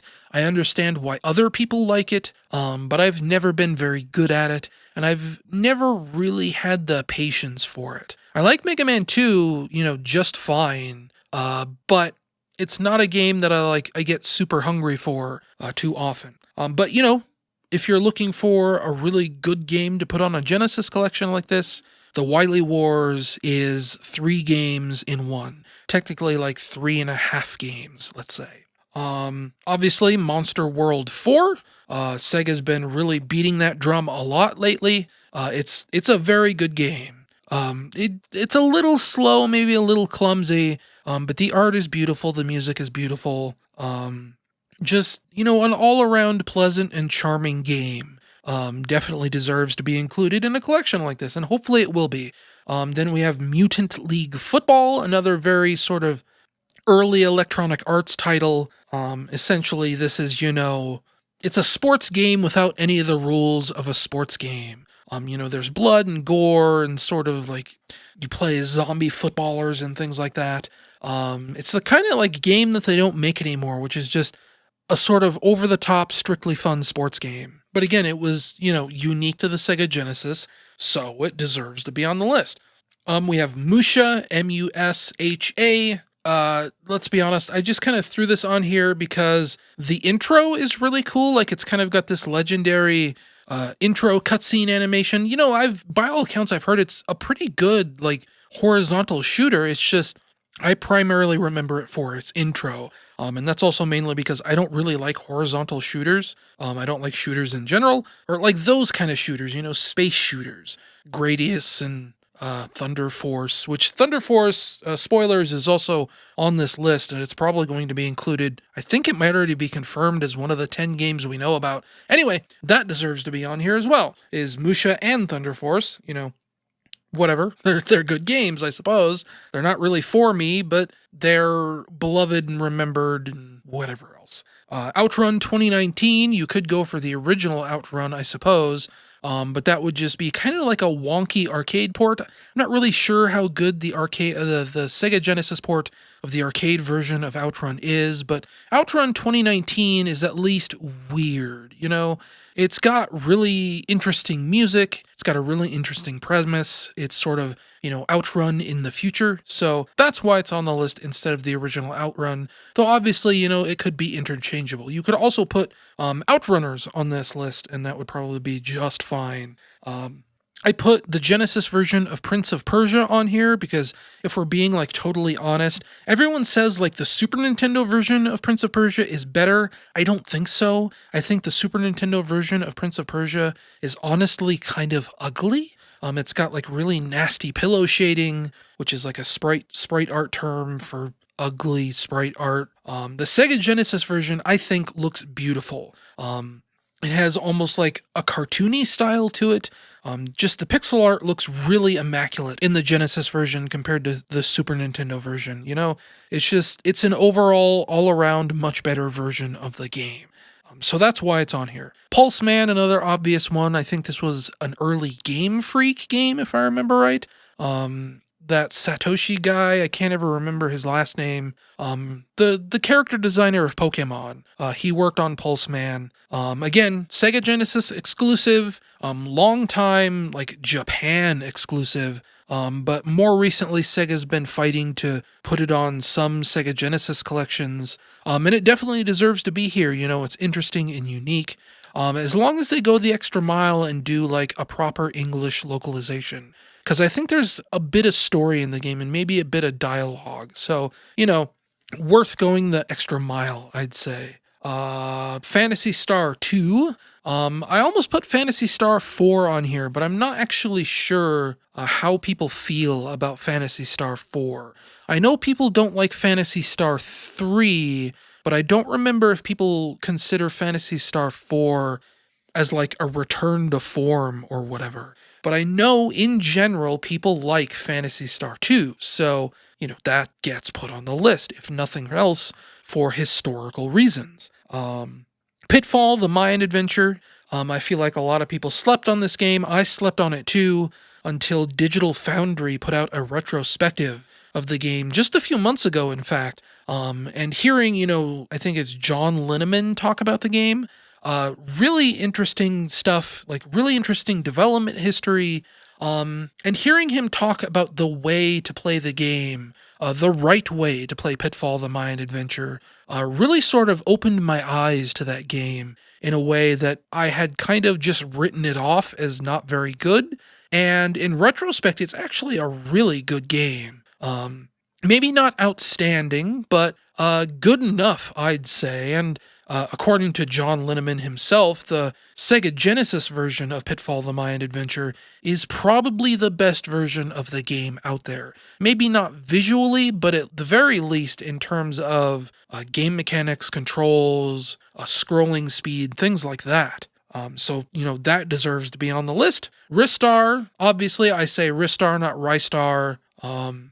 Ristar definitely deserves to be on the list. It's a Sonic Team game. It's one of their first rare forays into making a game that wasn't based on Sonic the Hedgehog. I think this was like the very first one outside of maybe Phantasy Star 1. I mean, I guess I don't know who made Phantasy Star 2, 3, and 4. I think the reason people don't like Phantasy Star 3 is it was handled by a different team. Anyway, Ristar, great game, beautiful art, beautiful music.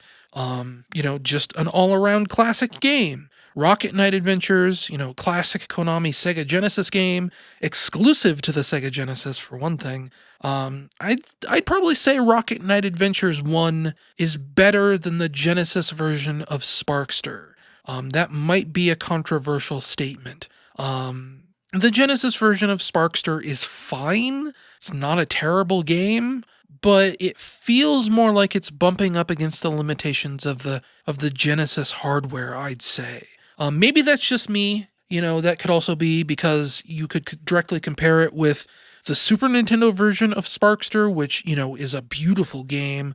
But the Genesis version of Sparkster, Rocket Knight Adventures 2, just doesn't really stand out to me very well. I don't know. But still, the very first Rocket Knight Adventures probably deserves the spot more, I'd say. I think a lot more people remember that first Rocket Knight Adventures on the Genesis than they do Sparkster. So, there you go. Shining Force, I think this is one that was confirmed for the list as well. Apparently people really like Shining Force 1 over Shining Force 2. I don't know, they're strategy RPGs. I'm not really one for strategy RPGs, especially turn-based strategy RPGs like Shining Force. I also do not like Fire Emblem. I don't really like Final Fantasy Tactics. I don't like Advance Wars. This sort of game just is beyond me, but people seem to like Shining Force, so, it goes on the list. People wanted Shining Force. Shinobi 3, Return of the Ninja Master. We're getting down here to the last few games on this list, but you gotta have Shinobi 3. People will say like, Shadow Dancer is a better game. No. Shinobi 3 is the best Shinobi game ever made, I'd say. Just for like the controls alone. What that game does with 3 buttons should be immortalized in a museum. It is immaculate, I'd say. And the music is fantastic. The graphics are fantastic. It is a showpiece, not necessarily of like amazing technological stuff that the Sega Genesis hardware can do, even though there are parts that do that. It's more just like a very solid game. It's not a game that's trying to wow you. Like it's not a treasure game where, everything is exploding all the time and you've got all these wacky and weird effects, and it's just subtly a very polished experience. And it is just outstanding. Like, I can't really put into words what I'm trying to say, but it's very good. And I would riot if it wasn't on this console. Obviously, if you're going to pick a Sonic the Hedgehog game, you got to have Sonic the Hedgehog 2. That's obviously like a big problem with the North American Sega Genesis Mini is that we're getting Sonic 1, which Sonic 1 is fine, but it is very much a freshman outing. It gets the general ideas out there, but Sonic the Hedgehog 2 refines them so much more. It is such a better game. And then, ideally we'd have Sonic the Hedgehog 3, but we're not getting Sonic the Hedgehog 3 for a lot of different reasons that I'll go into in a different video. But there's music licensing problems with that game. Needless to say. So, if it comes down to Sonic 1 versus Sonic 2, you always go with Sonic the Hedgehog 2. That's just how it is. Splatterhouse 2, I feel like you gotta have a Splatterhouse game. And from what my memory tells me, Splatterhouse 3 is where things got a little too weird. So I think Splatterhouse 2 is probably a better game to pick for a console like this. Streets of Rage 2, I haven't ever really played tons of a Streets of Rage game. I'm not really one for beat 'em ups like that. They're a little repetitive. But, maybe Streets of Rage 3 would be a better pick here. But again, sort of like with Splatterhouse, I feel like Streets of Rage 3 is where things got a little too weird. Usually, at least back then, maybe not so much anymore, but back then, if a game got a sequel, it usually meant that the game was good. And Streets of Rage 2 led to Streets of Rage 3. Streets of Rage 3 did not really lead to a Streets of Rage 4. Obviously, very recently they announced a Streets of Rage 4, but it took like 25 years before that game got announced. So, it is what it is. Streets of Rage 2 is probably a better game than Streets of Rage 3. I guess. I don't know. Maybe we just put Streets of Rage 1 on there. How about that? Whatever. Strider, that very first Strider game for the Genesis is, again, Sega really hammering on having arcade classics for the home. I think there might be some weirdness with the Genesis port of Strider, but I generally think it's probably okay. I don't know. It feels like a game that should be on here. Anyway, Super Fantasy Zone, that's a game that's on the collection, or has been announced, at least for Japan. I'm not sure if it's coming to the West. I don't know. But, historically important. Again, you want your Opa on there. Thunder Force 4. Oh, we skipped one. Super Street Fighter 2, that came out on the Genesis. I feel like you need a fighting game in a collection like this, and Street Fighter 2 was the high watermark for that generation, so that's what you get. But you kind of want the 6-button controller, and Sega's not going to give you the 6-button controller if you live in North America, so that's a bummer. I said before, Thunder Force 4, also known as Lightning Force. You want horizontal shooters. That was a big genre back in the day.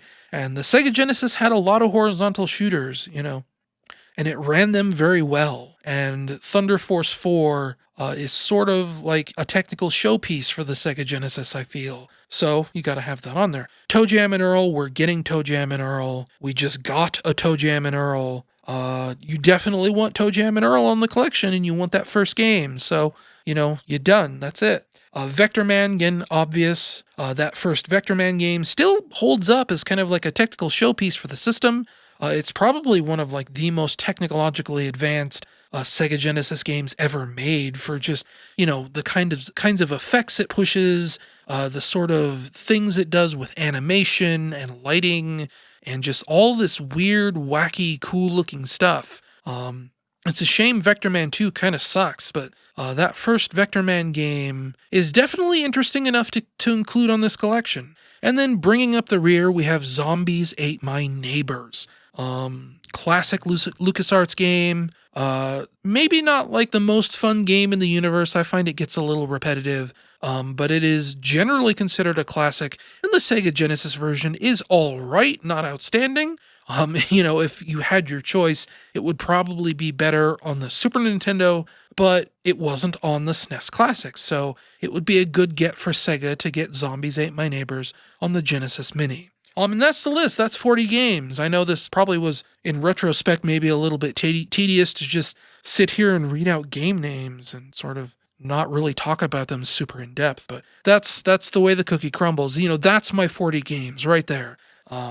Again, I said I made a list of like 43, 44, probably like 45 or 46 games. I don't remember all the games I ended up cutting from this list. But there you go. That's what I would put on here. Also, just a heads up here, I'm probably going to edit this in to come in later. But I'm recording this after the discussion.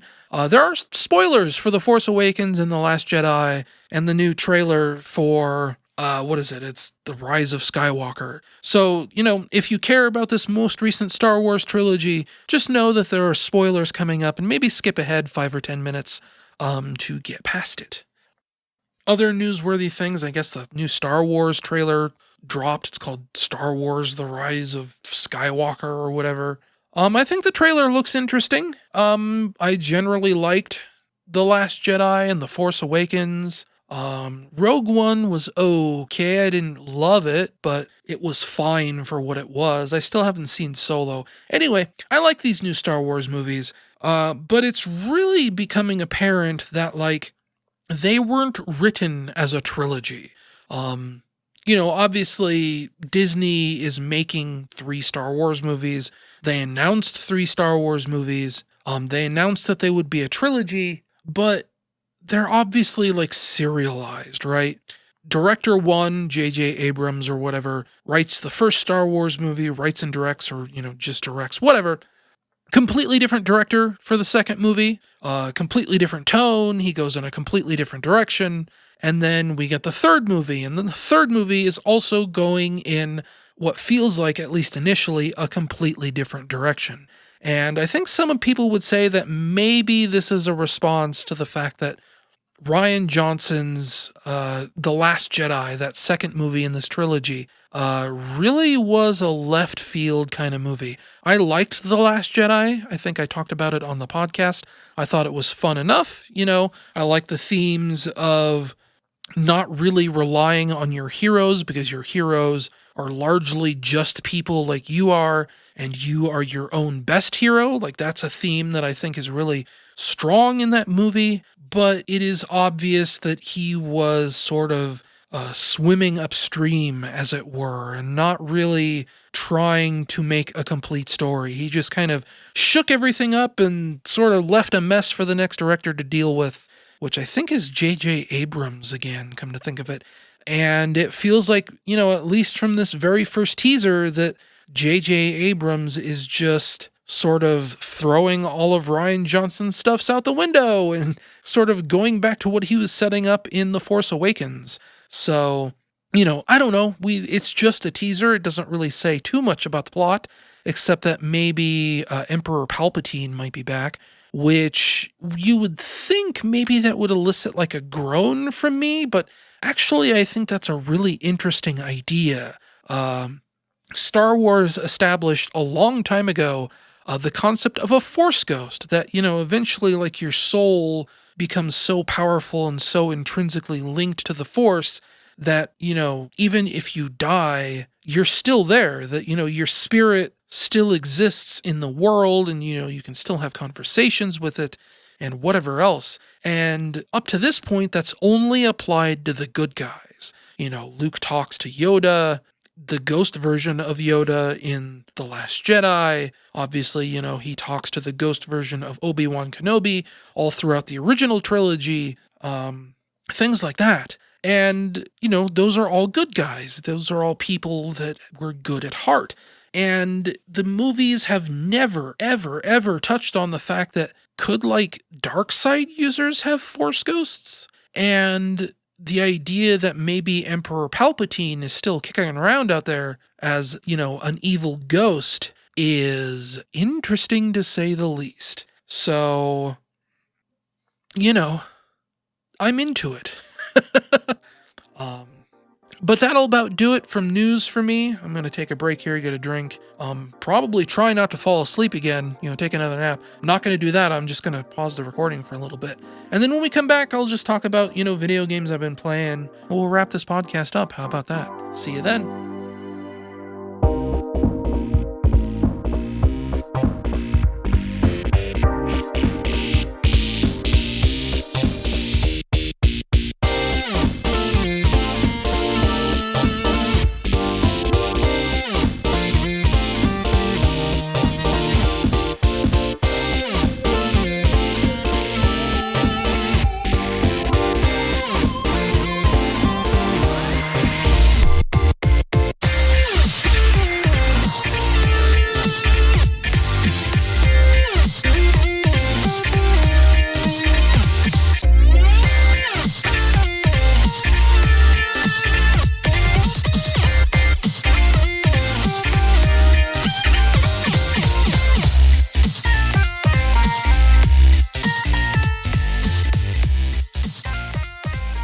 And we're back for the final segment that I will try and run through really quickly, because I realized that the last segment with the Sega Genesis Classic stuff, the Genesis Mini, kind of went on for a little while. So, it's not like my tastes in media are super important, so I don't need to exactly ramble on forever about the things I've been playing this month. I kind of started a new game in The Legend of Zelda Breath of the Wild. It wasn't really my intention. I was just kind of testing out the Wii U emulator CMU. I'd actually grabbed a version of Breath of the Wild for CMU some time ago, like, 2-3 months ago, maybe, or however long ago I started messing with CMU. And it was one of those things where, like, I tried it out and it kind of worked. I think I was getting like 14 frames per second in the game. So, not like an outrageously smooth frame rate or anything. And then at some point I realized what the problem was, why I was getting such low frame rates. Because normally in CMU, I think I mentioned this before, it works sort of like magic. Like, I have what is probably becoming a very mid-range PC. I built it in 2016, it was fine then, it's still more or less fine now, but it's getting up there in the years, it's a 3-year-old system, I can't like run everything on ultra or high, even though I kind of never could, but you know what I'm saying, right? So for the fact that CMU runs as well as it does is like voodoo magic, I get pretty much a locked 60 frames per second in, let's say, Mario Kart 8, or, Super Mario 3D World, everything runs fantastically in that emulator, even though, my system struggles with PlayStation 2 emulation. It struggles with GameCube emulation sometimes. So, CMU runs great, except for The Legend of Zelda Breath of the Wild. And the reason why that is, to run Breath of the Wild, you need like an extension of CMU called CMU Hook. And CMU Hook fills in some blanks that Breath of the Wild needs to run a lot more smoothly. I think it's namely things with its sound engine, and things like that. So once I got, CMU Hook installed, suddenly I was getting, 35, 40 frames per second in Breath of the Wild. And that basically led me to sitting down and putting another 30 hours into Breath of the Wild. Just sort of running around and refreshing my memory about Hyrule and sort of gathering up all the stuff that I thought I needed. The general plan was that once I started getting bored of just wandering around again, that I would, go tackle Ganon without doing any of the Divine Beast dungeons, because, you really think about the way Breath of the Wild ends, and it's kind of a disappointing ending. If you do everything that the game wants you to do, if you have, like, the Master Sword, if you've done all the Divine Beast dungeons, things like that, you're almost a little too powerful for the final encounter. There's, like, no challenge to it at all. I've heard that there's actually, like, multiple forms of the final boss, like, multiple attack patterns he goes through, that if you have the Divine Beasts, if you have the Master Sword, you kind of beat the boss so quickly that you never see them, because you just sort of, waltz into the final boss arena and he dies almost instantly, basically. So the general idea was that once I got bored of wandering around, once I had enough hearts to feel comfortable, that I would just go straight to Hyrule Castle and beat the final boss, sort of on like a hard mode kind of deal. And I ended up kind of falling off the game a little bit before then, because I ended up, I got preoccupied with that April Fool's joke, a few other things, and it just never really happened. So I don't know if I'm going to go back to Breath of the Wild. I think I might have had my fill of a replay. I mean, I played a good 30, 40 hours of that game again after putting in 300 hours a couple years ago. So, if I never play Breath of the Wild ever again, it's not really going to be a big deal, because I know that game backwards and frontwards and, whatever else. I mean, to a point anyway. I mean, obviously, starting up a new game, being so weak again, having bad weapons and weak enemies and low health and low stamina was definitely like a fresher experience again. But, it is what it is. I don't necessarily feel like I want to go back to Breath of the Wild at this point in time. Though, just talking about it now, I kinda do. That's the power of Breath of the Wild. Just talking about it makes you want to play it. Anyway, there was an update to Grip. This is a game I've talked about a few times here on the podcast. It's, a spiritual successor to an old PS1 racing game called Roll Cage. I loved Roll Cage dearly. I'm kind of 50-50 on whether or not I like Grip. Grip is not a terrible game by any stretch of the imagination. It's just a little too difficult for me. Not that it's like difficult to control or anything. The controls of Grip are significantly better than they ever were in Roll Cage. It's just the way I'm starting to think about it is racing in Grip is hard enough without also feeling like you're fighting against the track design. And that's definitely something that you do in Grip a lot. Tracks themselves have difficulty ratings, and the difficulty rating isn't based on how smart the artificial intelligence is. It's based on how hard it is just to stay on the track. And I don't think that's very fun. And Grip had a new update that adds, a couple more DLC tracks for free. Maybe it's like 3 new DLC tracks and kind of tweaks some things, maybe adds a couple new cars. I don't know. The new DLC tracks aren't great. I mean, they look very pretty, but again, they have these difficulty ratings attached to them. And when you're driving on a track that's rated as a hard difficulty track, it straight up, flat out, no questions asked, sucks. Like, it is not fun at all because, as I said in my Steam review that I've also posted on bltn.net, Grip expects you to drive like a ninja when more often you feel like an out-of-control freight train. So, it's a bad update, I'd say. Well, it's not... I'm sure that for the audience that likes Grip, and I think a lot of people do like Grip, it's great, but for me and what I wanted out of that game, it's not great at all. It's very frustrating, and I get the feeling it will continue to be frustrating every time they add new cars or tracks or whatever to that game. Played a little bit more Hypnospace Outlaw, not tons. I think I touched on this a little bit on the podcast where I was sick, but I kind of ran into a problem with that game. And that's the fact that I kind of saw everything it had to show me, in a sense. Because, it's a website browsing video game. It sort of replicates the feeling of late 90s GeoCities in a lot of ways, or like, AOL keywords or what have you. And that's fine. It's fun. It's funny. There's a lot of interesting, weird things to discover. But the game very specifically gives you instructions to sort of prevent you from burning out on seeing too much. And I ignored those instructions on how not to burn out. And I kind of burnt out on the game. And, this is a mild spoiler here, but there becomes a point in the game where you're away from the internet for a few weeks, where you can't get back to your websites, you can't police for illegal content or whatever, and you come back after a few weeks and, everything, you have like all these messages that are like, hey, everything's on fire. Go through every website and find infractions.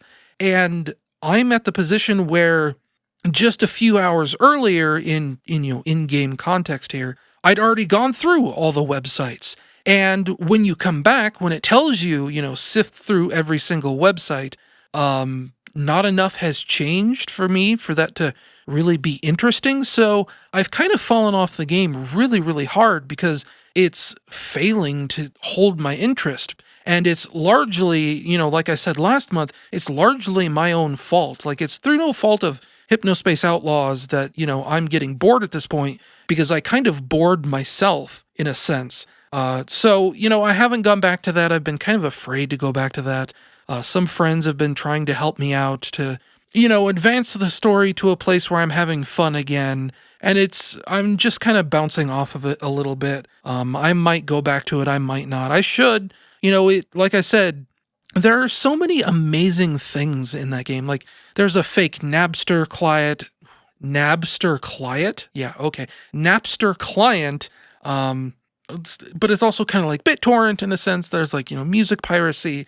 Like I said last month, there's fake musical genres with like samples of music that you can listen to. There's fake celebrities that have all kinds of weird stuff. There's fake memes. They're fake fads. It's all just so terrifically weird and not laugh out loud funny, but just that kind of almost like Schadenfreude in a way, where it's just that kind of, that kind of weird humor that's just, it's a rare thing to see in a video game, I guess. So I should make an effort to punch on through the boredom, because I've heard that game goes places and I want to see the places it goes. So that's your update on how much I've played Hypnospace Outlaw this month. Last few days, this isn't in my notes, but the last few days I've been going back to Need for Speed Underground on the GameCube through Dolphin, the Wii emulator, and that's still like a surprisingly fun video game. There's a stigma going back to older racing games and such, where they're sort of treated as disposable. I mean, you think about a game like Forza Horizon. The servers were turned off for Forza Horizon 1 and 2 at this point. I don't think you can buy DLC for those games anymore. Microsoft does not officially sell them anymore. They just do not exist anymore. And the same thing goes for like all of the older Need for Speed games. Need for Speed Hot Pursuit 2, EA has disavowed that game. Need for Speed Underground, obviously, EA has disavowed that game.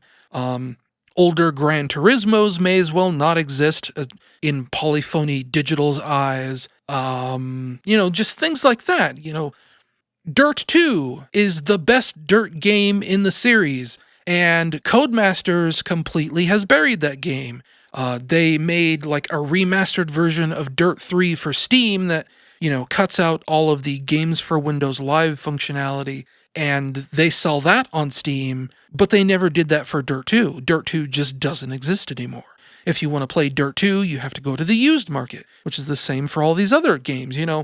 Old racing games don't stick around, even though old racing games I still think are like tremendously fun. Ridge Racer Type 4 just came up on the PlayStation Classic. That's still an amazing game. That's still the best Ridge Racer. There's absolutely nothing wrong with Forza Horizon 1.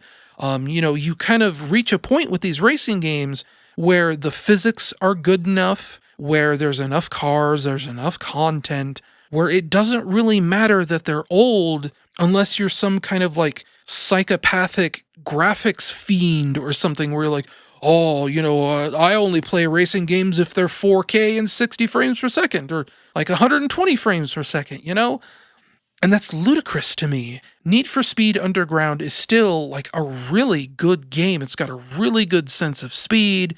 It controls really well. It is a fun game, and it's never going to come back. That game is dead. There's no shame in pirating Need for Speed Underground, because the only people still getting money for that game aren't Electronic Arts, not Valve, not Steam, not Microsoft, not Sony, not Nintendo, nobody. Not the developers, not the publishers, coders, texture artists, voice actors, none of those people are getting paid from Need for Speed Underground anymore. It is open season. That game is abandonware as heck. And that is a depressing thought in a lot of ways. And that's also just part of the Electronic Arts mantra. That game is full of licensed cars. That game is full of licensed music. That game is full of... You want to talk about what that game is full of? That game is full of advertising. There are probably 20 or 30 different billboards for real-world items that are being sold on advertising space in that game. You have billboards for McDonald's, T-Mobile phones, beauty products. There is just endless advertising in that game. And all of those licensing deals, all of the advertising deals, all of it has expired and would need to be renewed for that game to come back out again. And that's not going to happen. It is just such a weird thing to play that game nowadays, for it to be so fun, but also so impossible to exist anymore. It's a real weird thing. And then finally, at the very end here, I finally started A Link Between Worlds. I've given up on Pokemon, what did I call it? Pokemon Ultraviolet. I've given up on that. I'll never beat the Elite Four. I said I probably wouldn't ever put the effort in. And I've given up, that game's gone, it's done, whatever. I've started A Link Between Worlds, The Legend of Zelda for the 3DS. And, there was a part of me when I first started that really wasn't in the mood for that game. Maybe it was, due to the fact I was coming off 30 hours of Breath of the Wild. But eventually it got its hooks into me.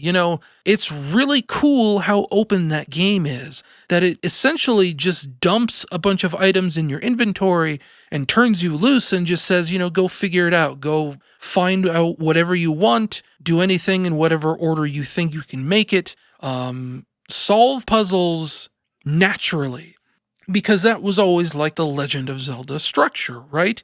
You'd go into a dungeon, you'd get an item, that item would then pertain to the puzzles in the rest of the dungeon, and that's how you would learn to use that item. And this game says, here's all the items, figure out what they're used for. Goodbye, and that's it. You're just turned loose. And that is awesome. I love games that do that kind of stuff, where you're not really led by the hand. And obviously, that's a lesson that Breath of the Wild took from this game, because you get, your first 5 items at the start of Breath of the Wild, and that's just all you have for the rest of the game. And that's what A Link Between Worlds does. You get it's like 6 or 8 items at the start of that game, and you just have to figure it out.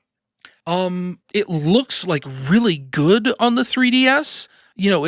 You think about the 3DS and it's like this 7 or 8 year old piece of hardware that's super low resolution, and the 3D gimmick didn't ever really work out quite the way Nintendo wanted. But with the 3D slider cranked all the way up, it looks fantastic.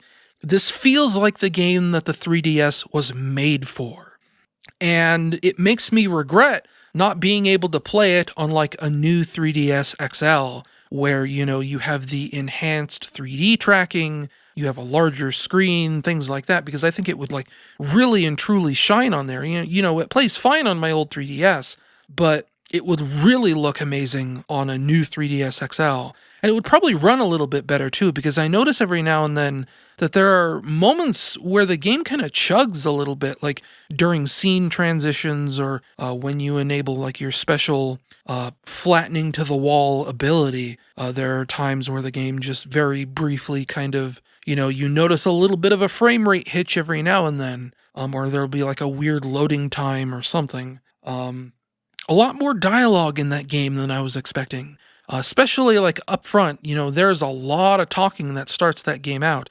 And again, maybe that was something that was contributing to the fact that I didn't really feel in the mood to start it, because the last thing I want to do when I first start up a video game is read dialogue for 10 minutes. And that's kind of what A Link Between Worlds starts up with. It's just, talking and talking and talking and meeting all these characters, meeting the blacksmith, meeting Link's friend that comes to wake him up, meeting the game's villain in the church or whatever, the chapel. It's just talking and talking and talking and talking over and over and over for way too long than a portable game should have. The only real other downside with A Link Between Worlds is that with it being so open-ended, it kind of loses a little bit of direction. I know I just said that I like it when games turn you loose, but I also kind of like the feeling of having somewhere to go and being able to ignore that objective, I guess. And you don't really get that sense with A Link Between Worlds.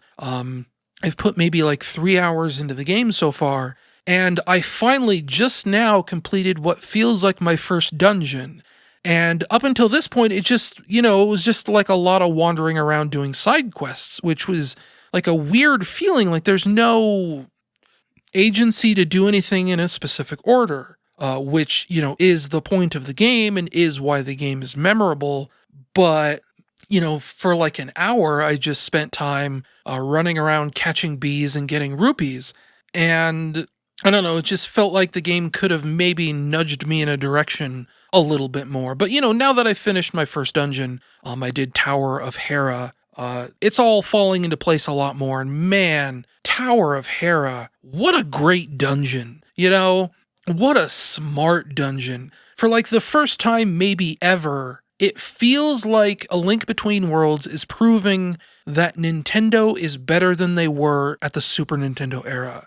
which is like a really crazy thing to say when you really stop and think about it, because I don't think it's much of a stretch to say that Nintendo is kind of a frustrating developer to pay attention to sometimes. They're incredibly slow to adopt modern conveniences or to react to the industry at all. They just kind of live in their own little bubble and sort of do things their own way.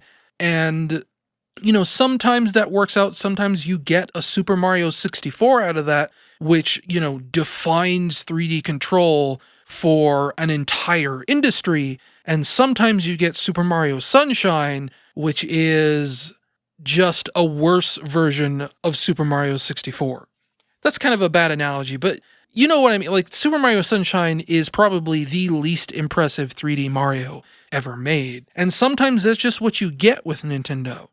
Sometimes you get Pokemon, and sometimes you get Pokemon Sapphire, let's say. Things like that, where it's just, well, I guess Nintendo's not directly responsible for Pokemon, blah, blah, blah, blah, blah. But you get what I'm saying. Nintendo is not always as cool or as innovative or as creative as they try to make it seem. They are a developer like anyone else. Sometimes you get new Super Mario Brothers, and sometimes you get new Super Mario Brothers U. And for A Link Between Worlds to feel like such a massive improvement over A Link to the Past, A Link to the Past is one of the greatest games ever made. And A Link Between Worlds feels so effortlessly like an upgrade for A Link to the Past that it is genuinely incredible. And it's just weird to think that that's still possible. Because I guess that's the ultimate point in all of this, right? It's not that Nintendo isn't creative. Nintendo makes a lot of lateral moves, right? You think of what they did with, like, the Yoshi series. Yoshi's Island is one of the best games ever made. Instead of just making a bigger, better sequel to Yoshi's Island, they made Yoshi's Story, which is a completely different game altogether.